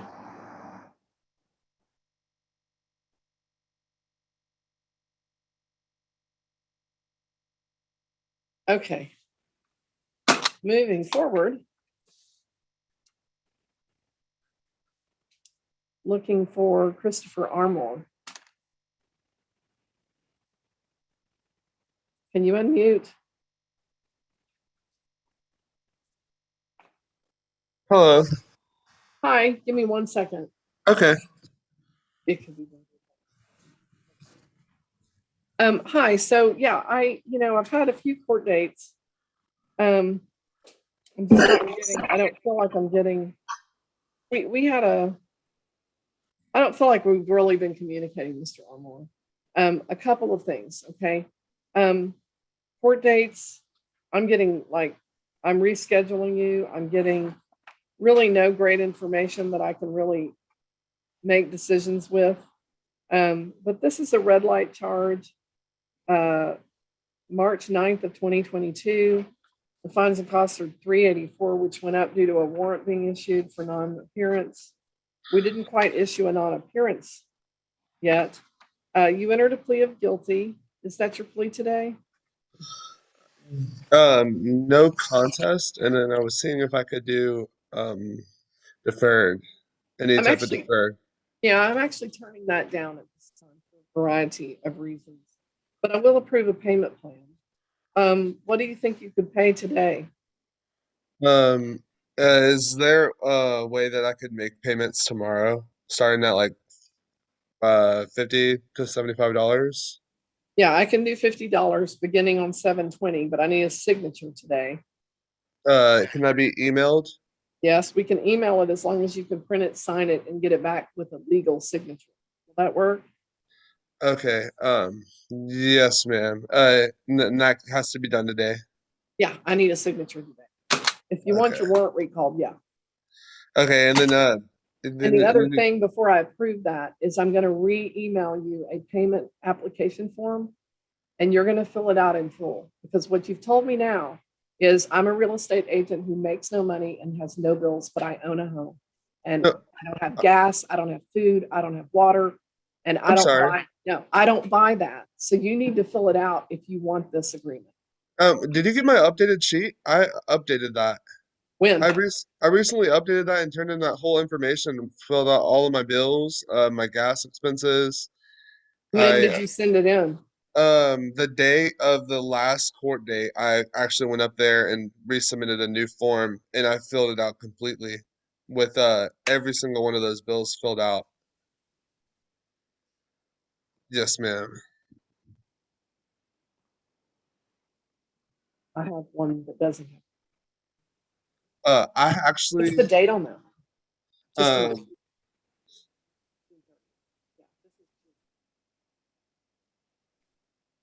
Okay. How are you paying your bills? I recently sold my own personal house and then temporarily moved in with my father. Okay. All right. You don't have to fill this out, but I do need a signature on the payment plan today. Oh, okay. So even with that updated information, did you get that? Yeah, because what I said to you was that before I approved the plan, but I need a signature on it today. You're paying it tomorrow. You want to sign tomorrow, but I want you to sign it today. Take it or leave it. Okay. So even with all that updated information, I can't do Sign anything. it. We send you the payment plan information. You print it, you sign it, and you email it back, and you make a payment tomorrow. Oh, okay. So no deferred throughout, even the updated information. Okay. Okay. Hey, deferreds require a lot of interaction. And my interactions with you tell me that it's been extremely difficult. I started with a warrant, and that already puts you way behind. Okay. Yeah. Okay. Well then, Stay on time. In a deferral, you need to stay on time like 5 different ways. And I've got a person who doesn't stay on time. So I'm right. denying it. Okay. Yeah. Life's been crazy. But I will give you a payment plan. Okay. Thanks. You're welcome. But if I get your signature on the payment plan, then I will recall your warrants today. Okay. Awesome. Well then, I'll get around to doing that today. Okay. Yeah. We need it back today. Okay. By 3 o'clock. Is that when y'all close? Great. That'll be great. Okay. Thank you. It's not when we close, but we need some time to deal with it. Okay. Awesome. Thank you, Ms. Pearson, Judge Pearson. You're welcome.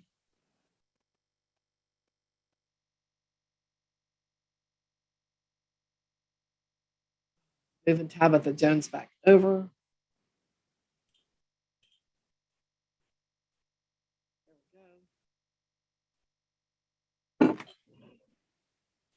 Getting that case pulled up.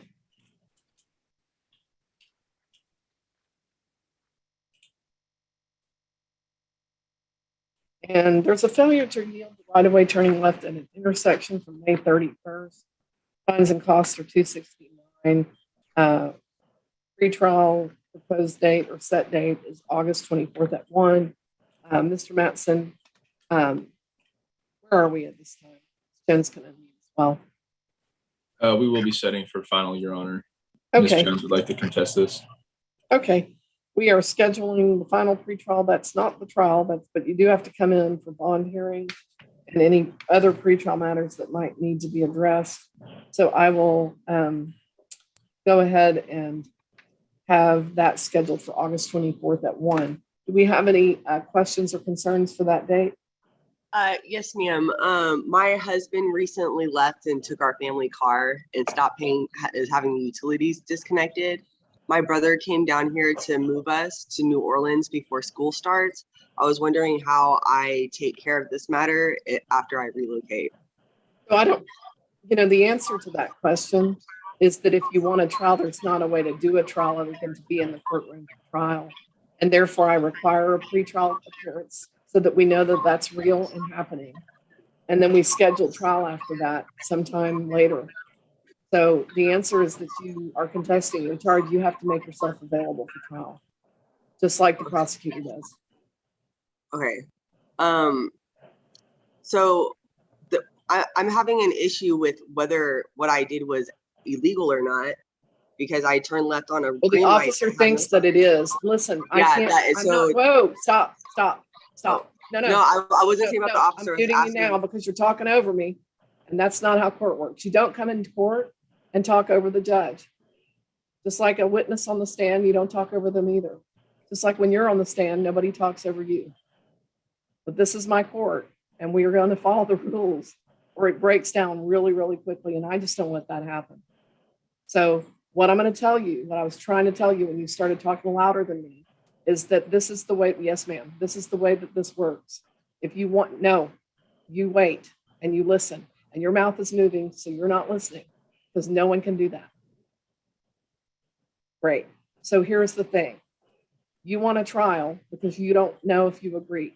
I don't know the content of your conversation with Mr. Mattson, but I can tell you what I know from every prosecutor I have worked with for 20 years is that they did explain to you their position. Mr. Mattson, I don't want to know your position right now, but did you explain your position to Ms. Jones? I did. Okay, so there is a contested idea here. The officer and Mr. Mattson think that you broke the law. You're not sure, or you don't agree. Either way, you're contesting it, which means you either seek the advice of a lawyer who can answer for you that question, or you try to figure out the law online for yourself because you're self-representing. If you are at an intersection, generally speaking, without looking into the facts of your case right now, because I'm not allowed to do that. I've explained that several different subtle ways all morning, but if you are at a yield, at an intersection, and you are turning left, you have no right of way whatsoever for anybody coming that way. Whether you hit them or not is not relevant. I don't know this case, but a lot of times people hang up on that issue. They're like, but I got away with it. No, someone saw you and thought you didn't do it. Now, did they see right? Did they see accurately? That's a trial question.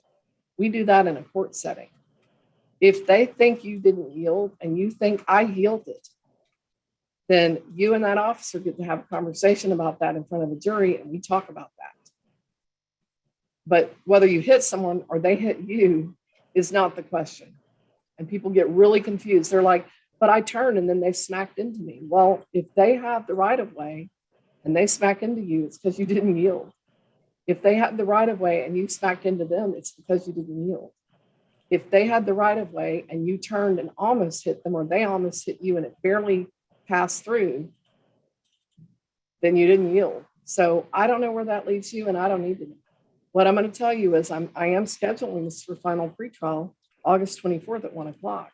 It's not a long proceeding, that proceeding, but it is mandated. And then we have a trial proceeding probably a month later or so. I can't tell you the dates yet, because we look at that when we get to that court date. This is just how I've done it. This is how I've done it for 17 years, and I'm going to keep doing it that way because that's what the law says I do. So I can't answer legal questions for you. I can give you the basic layout of that offense and how it looks. You're contesting it. I'm scheduling it for a final pretrial at 1 o'clock, and that's on August 24th. I don't know what to tell you as far as you move, but I mean, we don't get to say, well, I don't think I committed an offense. I want a trial, but I'm not going to come back to court. It's not going to work that way. It can't. The law doesn't provide for that. Do you understand? Yes, I thought that I could get it moved to the county I was moving to. I've heard No, that, you know, there's no way to do that. There's nothing, no mechanism. I can tell you legally. You know, people sometimes appeal to our county, but only our county has jurisdiction on appeal from cases here. Okay. You can't move it to where you moved to. Great, that's it. Okay, you're good to go then. We'll see you in August. Mr. Matson, I'm going to move you forward. Sorry, I need to make a note.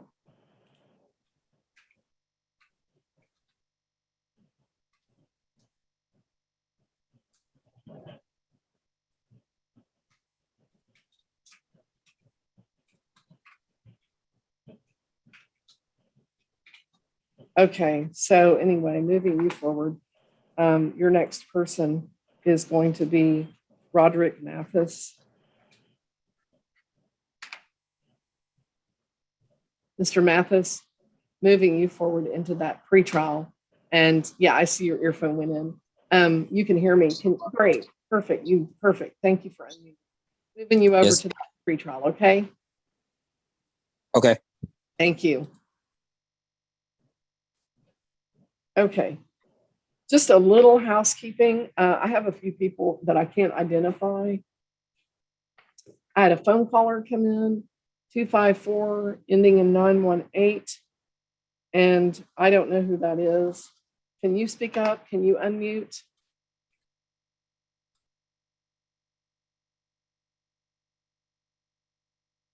Are you there? Hello? Hi. Hello. That's Mr. Hinosa. Mr. Hinosa, that's not you, unless you have a phone number that ends in 918. Phone caller, 918. I have no way to communicate with you if you don't unmute. I can't chat with you on the chat feature. I can't get you to respond.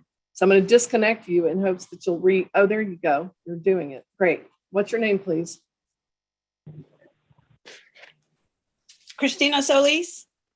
Okay. You were awfully late to court today. What happened? I had my phone cut off and it's going in and out like my Wi-Fi. Okay. Well, we'll do the best we can. It's not your turn yet, but it is coming up. And I'll keep track of you now that I know who you are, okay? There's some All right. other people. I'm sorry. Oh, that's you too. Okay, I've got you two ways. So I've got you on screen, and then I've got a phone number that ends in 918. Are you on two devices? Oh, I don't know. I thought I was just on one. Okay, let's leave it the way it is because it's working. Okay. But I'll be with you soon, okay? But that Okay. saves me my next question, which is who's on the iPhone? So let me I'm put sorry. that. No, it's okay. You're doing the best you can, and we're going to work with you. But I definitely don't get upset about technology. It's or I'd be upset all the time. So just stay on mute, but your turn's coming up, okay? Okay. Okay. Thank you. And I think everybody else I'm good with. We will get through this morning. Hold on, let me organize for just a second.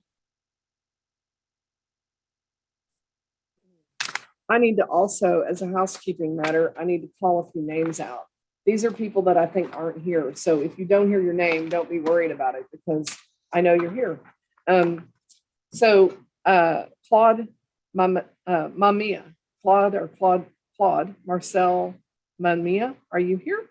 Did I miss you? It's kind of, I know it's a weird thing to do, but actually it's a legal requirement. So I'm going through the steps.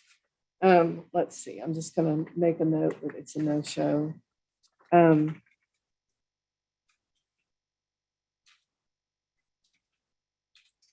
none of the forms were filled out either. So I just can't do anything but issue a warrant at that point, go for the warrant process. And then Jerry Schleicher, excuse me. Jerry Schleicher, do you happen to be here? I did not see him at all today. No one answering to that either. I'll get you that one in a minute, Melissa. I've got to review the financial affidavit there. And Jimmy Cowan, are you here? Did I miss you? You know, I know it seems funny because I'm looking at the screen, but I've had people with another person. I thought they weren't here, so I don't like to make that mistake. And Mr. Mathis is next, and that takes care of that docket. Then on my Ma'am, docket, you oh, there you are. Oh, there you are. Yeah, no, I have you. There you are. Great. Okay. Perfect. I'm Okay, sorry. thank you. That's why I call it, because yeah, I mean, I don't want to do that. But you're next. You're after Mr. Mathis. We'll be with you in a Okay, moment. thank you. Thank you. And then Yes, let's, ma'am. I'm gonna just kind of let people know where I'm at. Mr. Cowan, I'm gonna go ahead and meet you and get Mr. Mathis back over. While we're waiting for that to happen, let's see.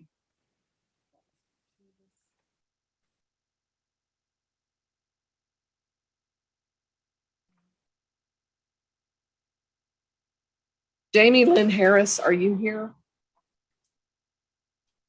I'm here. Can you hear me? Yes. Okay, that somehow turned into. Can you hear me now? I can hear you. You got misidentified earlier, so great. I'm glad to get you on, Mr. Harris. No, this is Jerry Schleicher. Oh, and I'm the one that has the phone number ending in 3918. Gotcha. Okay. And Great. I'm sitting at desk 2 outside because I couldn't get through. This morning I was in Salado at men's prayer thing starting at 7. And a little before 9, I went out to check in the library, and they no longer have a computer, and I don't have internet on my flip phone, and my real phone's still waiting for a chip. So I couldn't, there's no way I could communicate, so I drove in. Yeah, we're good, Mr. Schleicher, but, and your turn is coming up. Just keep listening for your name to be called again, okay? And then we'll have you, unmuted. You know, we'll have you unmuted at that time. Sir, I've got like 15 people and it's not your turn, but your turn. I don't think my battery will last that long. Can I call in from home or make an appointment? If you want to come into the clerk's desk and reschedule, if your phone battery dies, you can come in and reschedule. But well, I'm sitting at the desk now. Let's try to get it done. Let's try to get this done, and we can work with a clerk. A clerk might be able to call in for you or something like that. But you stay handy. Okay, let me ask her, and before I. Yeah, don't hang up. I understood him. It's just that I've been calling his name out for over an hour, or his phone number. So it's a little frustrating. Mr. Matson, let's move you forward with Mr. Mathis, because that's whose turn it is. And I do believe in turn taking, because otherwise it just becomes chaotic mess, folks. Think about it. Let's all talk at once and try to solve a problem. It's not going to work. So Mr. Mathis's turn is right now, and let's figure out where we are with that, because right now we don't have fingerprints on the case, so I can't really do much. Where are we with regard to the case? Your Honor, we're going to go ahead and set for final. Mr. Mathis, I see that you have a Temple address. I need to get fingerprints on your case before I can do anything but issue a warrant. Is there a way that you can do that today or tomorrow? Yes, ma'am. Which is better, today or tomorrow? Before 3? Tomorrow. Okay. I've got you turning yourself into the Temple Police Department. They will not be arresting you. They will just be taking your fingerprints, and then they will get your fingerprints to me through an electronic system. The law requires fingerprints on this kind of case, and I can't change that for anyone. And so that's true even if the case were to be dismissed by the prosecution or a jury. So I'm just going to have to ask that we do that. So what I will say there is I'm going to email this order to you. If you don't receive it or can't print it, you can swing by the clerks on your way over to the PD, and they can print it here at the window if need be. Okay. Does that? Yes, ma'am. Okay. So, and it's a court order. So if you don't do it, it's contemptible. So let's not go there. Let's just get it done. Okay.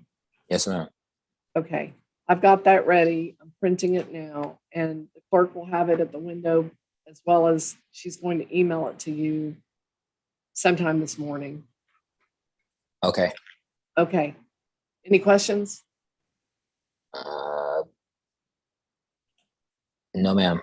Okay. Once we get that in, then your next court date is August 24th at 2. We'll see you then. Okay. Okay. Oh, I do have one question. Yes.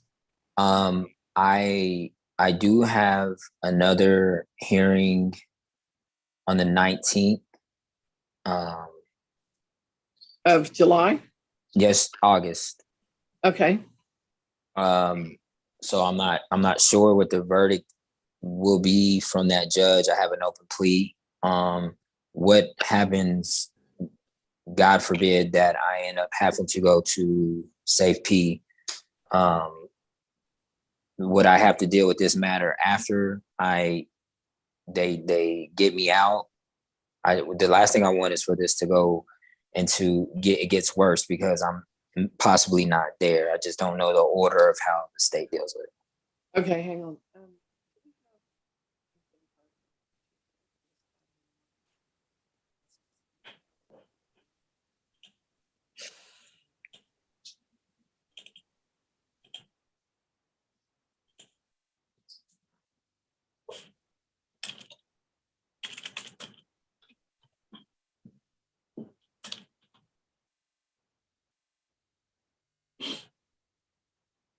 That's not prior to August, does it?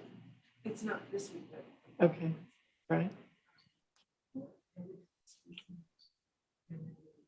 We can squeeze it in there. 2 or 3. Okay, let's squeeze it there at a 2 o'clock in case we're running early. Doesn't matter. So, Mr. Matson, I'm going to move that to July 27th. Okay, which that docket closed, but I think it's better to get Mr. Mathis heading on a path than to delay and then have him unable to head onto that path. So I'm going to change that date to 7/24. Is that right? 27, excuse me. July 27th at 2. Okay. Everybody follow? Yes, Not a problem, Your Honor. Okay, no objections. So we'll do it that day instead. And your fingerprint order is with the clerk. We'll be emailing that to you this morning. You're good to go. Do you have any questions? I just email it back after I sign it to the same email, correct? Okay. Well, no, it's a fingerprint order. You've got to print it and take it with you to the Temple Police Department. Okay. The address is on the document and the time no later than 3. Take some ID and present yourself there, and they will get that fingerprint card to me. Thank you. Thank you. Mr. Matson, let's see, your next person is actually Mr. Schleicher, Jerry, and he has had kind of a chaotic morning. I think he's on a clerk's phone because he's just had some technology difficulties that were stressing him out pretty hard. And I believe we're good to go with him here. Mr. Schleicher, you're online, right? You're on the phone. The clerk just came and let me know. Hello? Hi, you there, Mr. Schleicher? Yeah.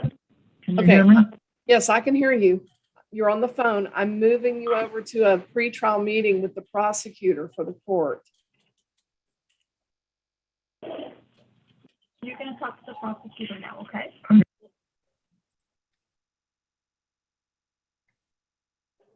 He went. Thank you, Your Honor. They're trying to talk to you. You're welcome. So I had been calling Jamie Harris, and Mr. Schleicher told me he was Jamie Harris. So I got really turned around, but I think we've got it figured out now. Jamie Harris, you're not here.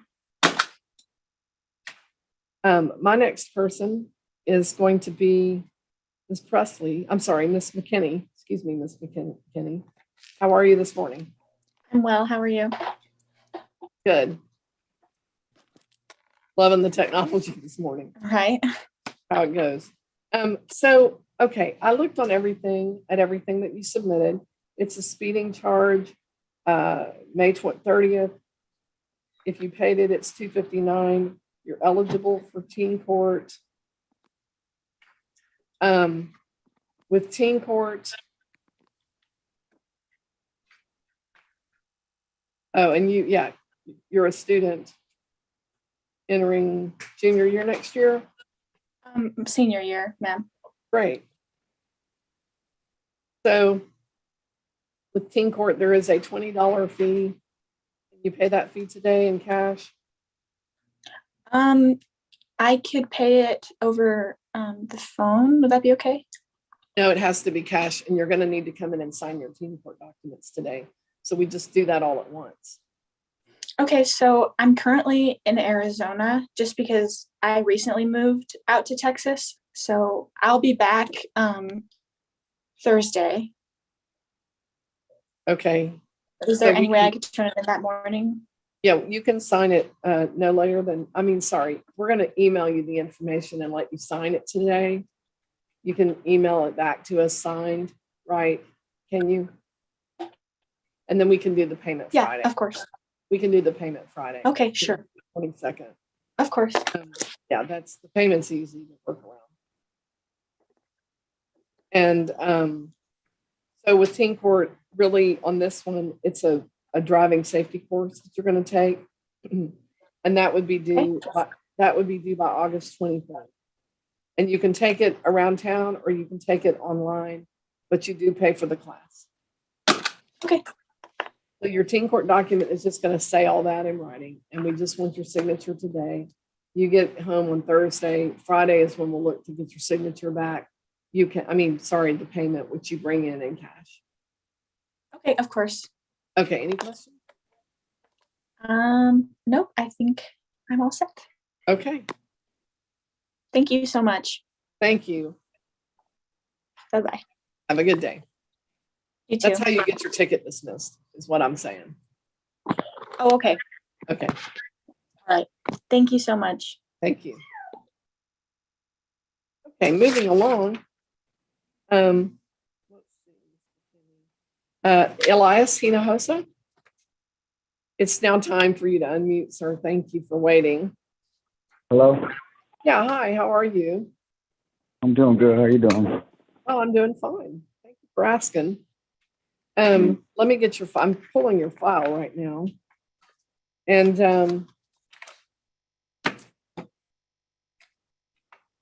let me just look at everything because I had some concerns. Yes, ma'am.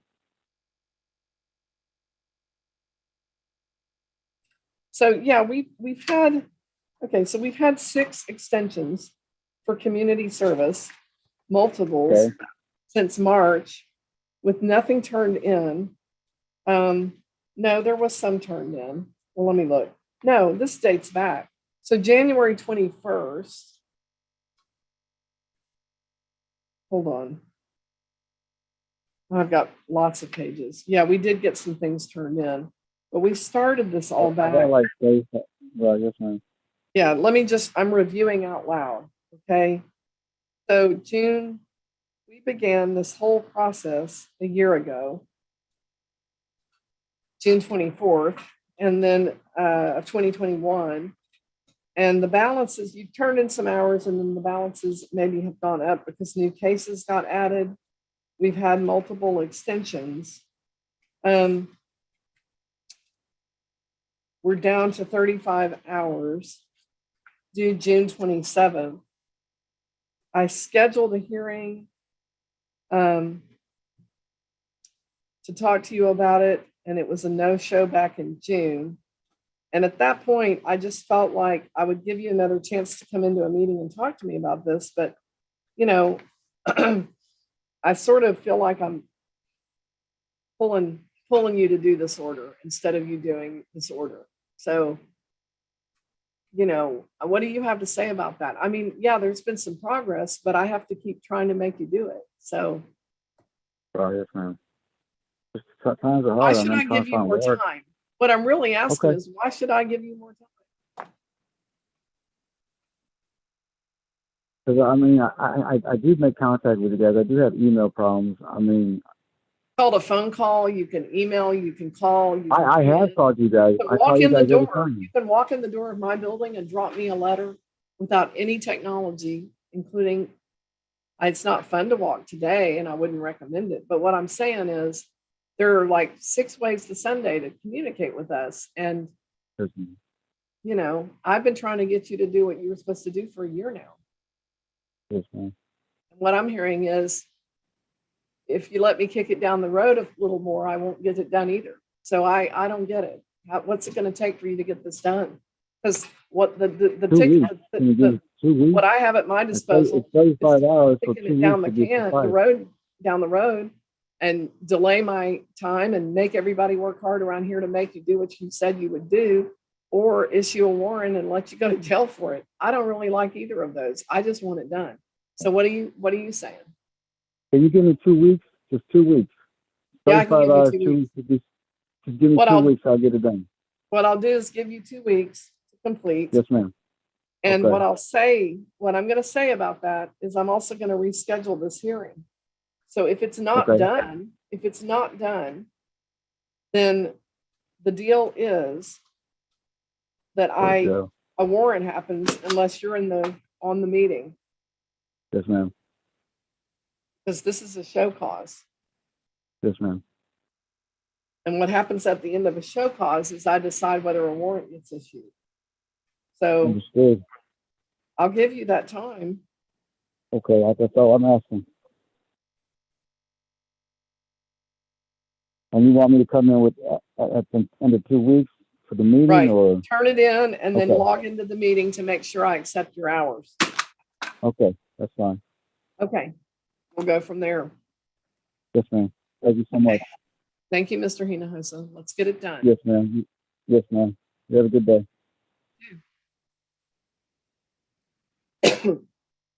Okay.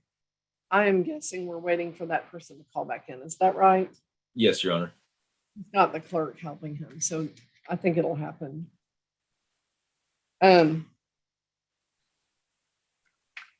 It's prioritizing that. He's been in and out. Mr. Cowan's going to be next, and he's on a phone call as well, which is fine.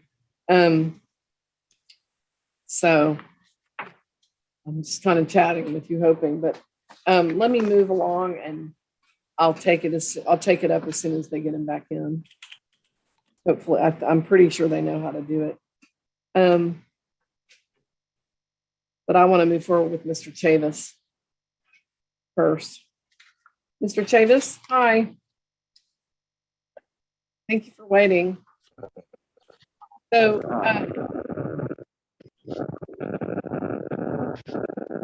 Chavis, can you hear me? I hear you loud and clear. Okay, because I barely hear you, and I've got static coming in from your phone or device. So, just Okay, can you hear me now? it is better. I'm still hearing the static, but I can hear you, so I can work with that. What I want to say is I did receive your plea. I received your pleas of guilty on the. Oh, let me back up here. Let me just back up. I have a no insurance charge from August 13th of 2018, and the balance is $417.30 due to time, in part with a warrant. And to that charge, I have a plea of guilty. Is that your plea at this time? Yes. Okay. And Yes. okay. And then a no driver's license charge from the same stop with a plea of guilty. Is that your plea at the time? Yes. Okay. And then an expired registration charge with a plea. This is April 13th. And the fines and costs are $151. And there is a plea of guilty. Is that your plea at this time? Yes. Okay. And then I'm missing what I thought we were gonna, oh no, I just skipped the paper. A driving while licensed and valid charge from April 13th with fines and costs of 281 and a plea of guilty. Is that your plea at this time? Yes. Okay. And then I did want to address something with you. Um, there was a registration charge and you did submit the registration, but it's late. You missed the date. And so I'm not able to do the dismissal on that charge. Okay.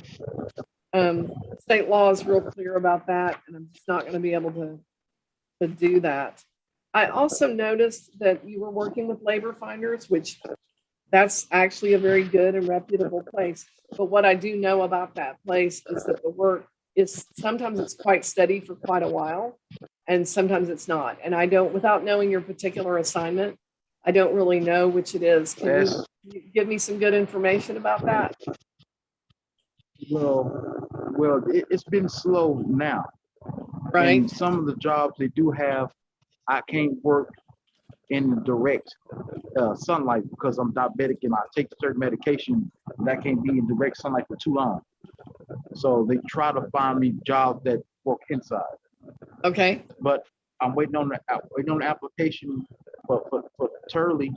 Waiting on that application, waiting on them to call me today for Turley, right down the street from y'all. Yeah. No, that and, UFP. So they supposed to call me tomorrow. So I'm trying to get better, for us, get financially better to be able to pay this stuff. I know I done dug myself a really big hole. Okay. Well, here's one thing we could do. I could go ahead and order $50 a month and not start you for 30 days. Okay. And we can see if that would work. Yeah, that I should be able to do that in 30 days. I mean. Okay, if not, then you're going to come in and schedule a meeting so we can talk about other options. Okay. Okay. And we'll get another disclosure and figure out what's happening. Because right now I think it's in hopefully a very upward looking flux, but it's fluxing up right now for you. So let's go ahead and give a little breather in the way that we can to get your warrants out of play. Okay. I have holds on your license, and unfortunately, we're going to need to get those older tickets taken care of before I can release those holds. Your license is suspended. The hold can trigger a suspension.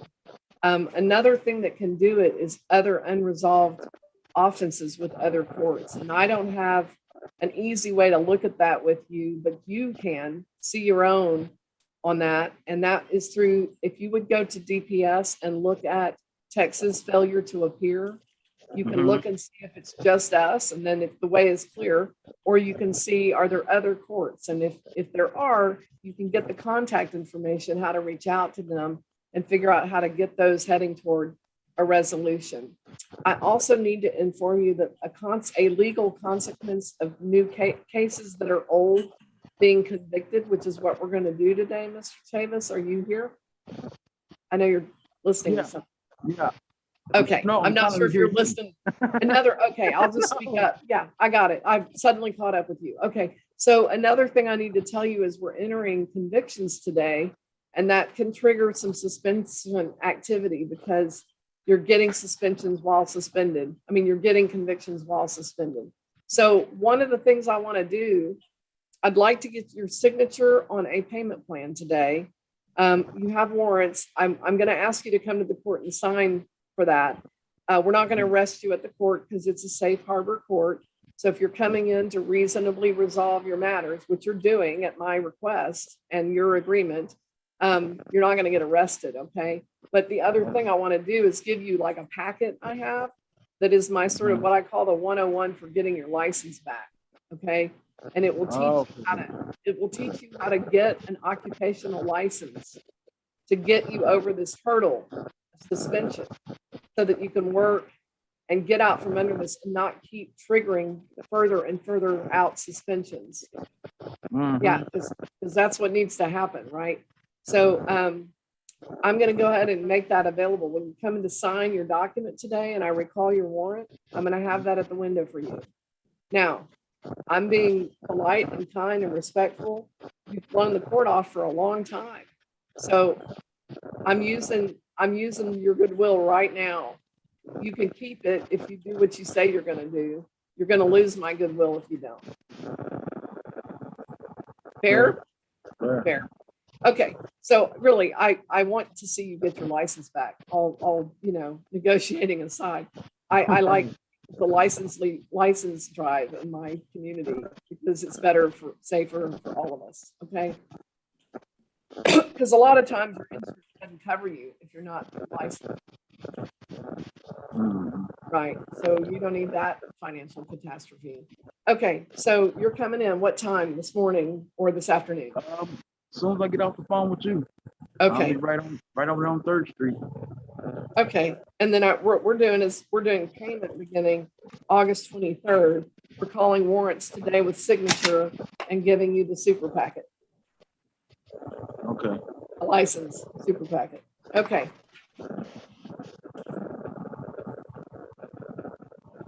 We'll see you at the front desk shortly. Okay, yes, ma'am.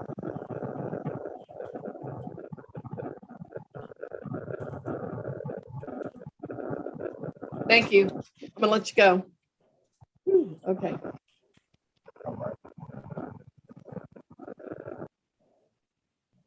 All right. We did get whom I believe to be Mr. Schleicher back in. And sir, I'm asking you to unmute.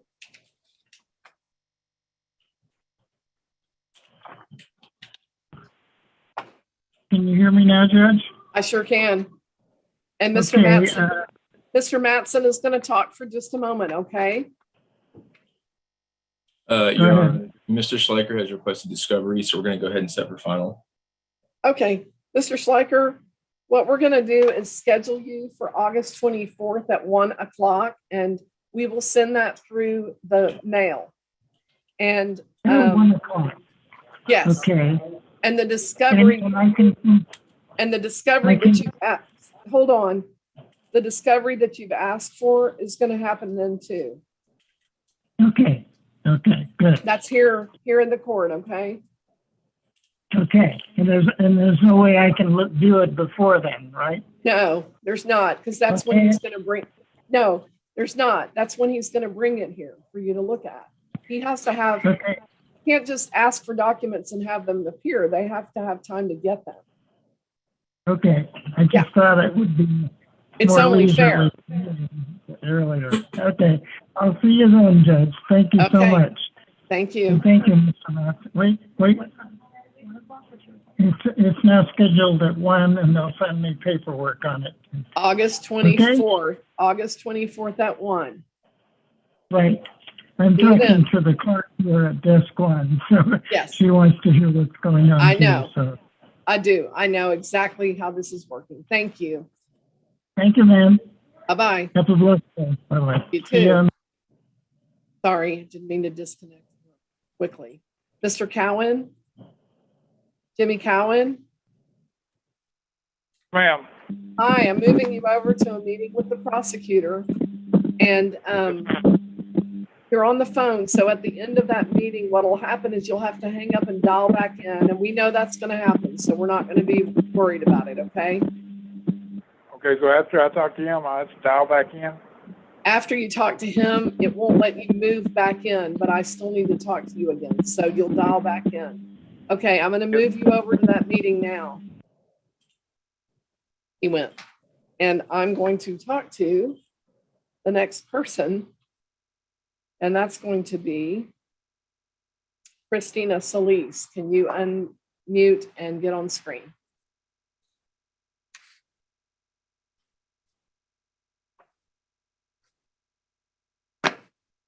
Hi, can you unmute Ms. Solis? Yes, ma'am. Great. How are you this morning? Again. Okay. Good. How about yourself? Yeah, so I'm just looking at your letter real quickly. Hold on.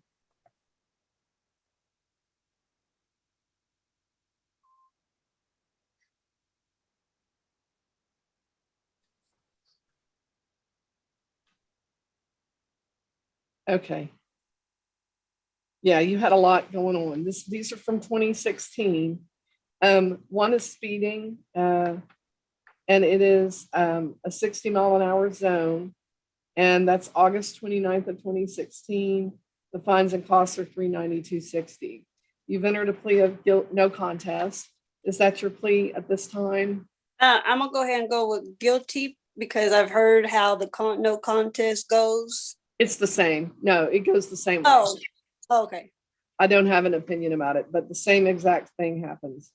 Not guilty goes toward trial, so that might have confused you. Oh, okay. No contest means I'm not contesting it. Guilty means I'm not contesting it and I'm guilty. Okay. So it just both take the same path. So don't worry about that. I'll just keep it at no contest. And then on the, there was a failing to yield the right of way to an emergency vehicle. And I did get your note about a lot of what was going on and also the music. But they did cite you for that. And I have a no contest plea there too, I think. Is that right? Correct. Okay. Yes. Thank you. I'm going to go ahead and accept the plea. And then I'm going to tell you, now I have information from July, so it's very current. Has anything changed? You're looking for work. I can tell that. And maybe you moved in with a family member. I'm not sure, but yeah, I live with my mom. Okay. So yeah. So I would order community service in lieu of payment instead of payment. Oh, okay then. And so you're in Temple. And it's 40 hours that are going to be due. Right now, we're going to say September 20th. Okay.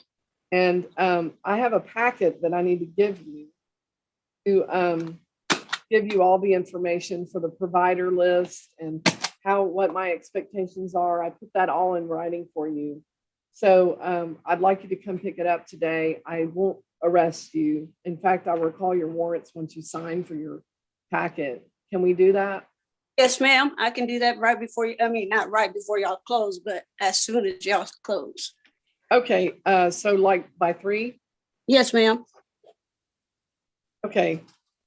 We'll have it there for you by then. Oh, yeah. Okay. Okay, great. And then you'll just get those hours turned in by that date. If you don't get them all done, turn in what you've got. Tell me how long you need to finish it. And I should be able to work with you. If you get it all done, you'll be done. All right. And that sounds good. And then the papers that has something to do with like the driver's license or something? Right. So the license hold is a hold. And I release that once I can clear your case. I just need to know that I can clear it down and get rid of it, have it on the to-do list. So once I know that I can do that, which is when you turn in your hours and I validate them from a nonprofit organization, all of that will be in the packet. Okay. All right. That sounds good. Okay. Thank you, Ms. Elise. Thank you. Bye-bye. Go ahead and let you go. I guess we're waiting on Jimmy Cowan to call back in. And Dashnae Coleman, sorry, I'm saying it wrong. I apologize. Yes, ma'am. Dashnae, do I have it better? Did I do a better job? Yes, ma'am. Okay, thank you. Hey, I have proof of enrollment, or no, I don't have proof of enrollment in school. Or I see that you're working. Are you also attending school or doing a GED program? Yes, ma'am. It's online back in my hometown in Georgia. I do it Okay. online. Are you able to just provide proof of enrollment? Because if so, you can qualify for Team 4. No, ma'am. Can't We prove got to make a trip down there. What now? We have to make a trip down there in Georgia to get all my stuff. Wait, they'll let you attend school online, but they won't give you proof that you attend school? Yeah, they won't send the stuff. They didn't send it to me. They told me I have to come way down there. Good heavens. Okay, well, let's just not make it hard. Let's hit an easier button than that, okay? Okay. Okay, I have a no contest plea on a no license charge from May 16th. And a same date stop, I have a no insurance charge from that same stop. The license has fines and costs of $181. The insurance has fines and costs of $281. And I have a no contest plea on the license charge. Is that your plea at this time? Yes, ma'am. Okay. And on the insurance, a no contest plea, is that your plea at this time? I had insurance through the company. Does it but cover you as an unlicensed driver? No, ma'am, they ain't gonna do it because the car was not in my name. Okay. So is no contest your plea at this time? Yes, ma'am. Okay. I do show that we could do a payment plan. You had proposed $150 as payment. That's I'm willing to do that, but I think what would be more reasonable is to do $50 every 2 weeks because you're paid at McDonald's that way. And if you want to pay more, you're just going to get done with this faster. Okay. When are you paid next? When I get paid next? Yes. In 2 weeks. Okay, 2 weeks from today or another day? From today. Okay, so today you got paid. Can you start today and pay $50? No, I didn't get paid today. I get paid in 2 weeks. Like, what day of the week are you paid? What day of the week are you paid? What? I have to look at the calendar to see when Can I you get do that? paid. Can you do that now? Yes, ma'am. Yes, ma'am. Because McDonald's usually pays, I believe, on a Thursday, every other Thursday. I'm not necessarily remembering that correct. Yeah, the next time I get paid is on the 3rd. The 3rd, okay. August 3rd is going to be so tomorrow, you don't get paid tomorrow?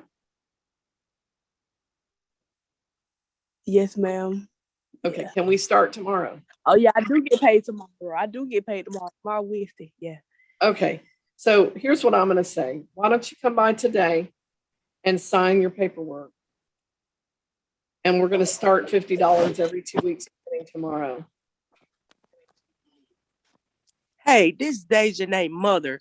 Like at this time, we having trouble with car. We don't have a car at this time, so we won't.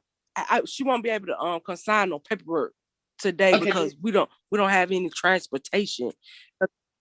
But what we can do is like the $50 you said that when would you need that to be paid? Well, I need a signature on her document is the most important thing. And I need to get it today. Listen, I can send it and she can print it, sign it, and send it back. And that avoids a trip here. Right, that's fine. That's fine. Yes, ma'am. Can you do that? Yes, ma'am. We can email that, but today, and I'll expect it back today. Today, yes, ma'am. We about to send it soon. You send it out. And then you can pay by phone or by online. Either way, you don't have to come here. Okay. I mean, I'd rather, instead of you paying for a ride, I'd rather you just go online. Okay, yes, ma'am. Yeah. So I'll email everything to you. It needs to be signed. She needs to sign it today.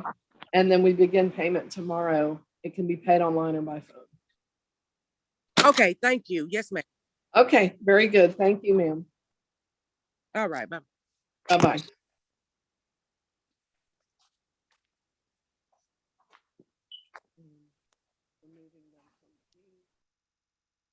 Cowan, I believe you're on the phone.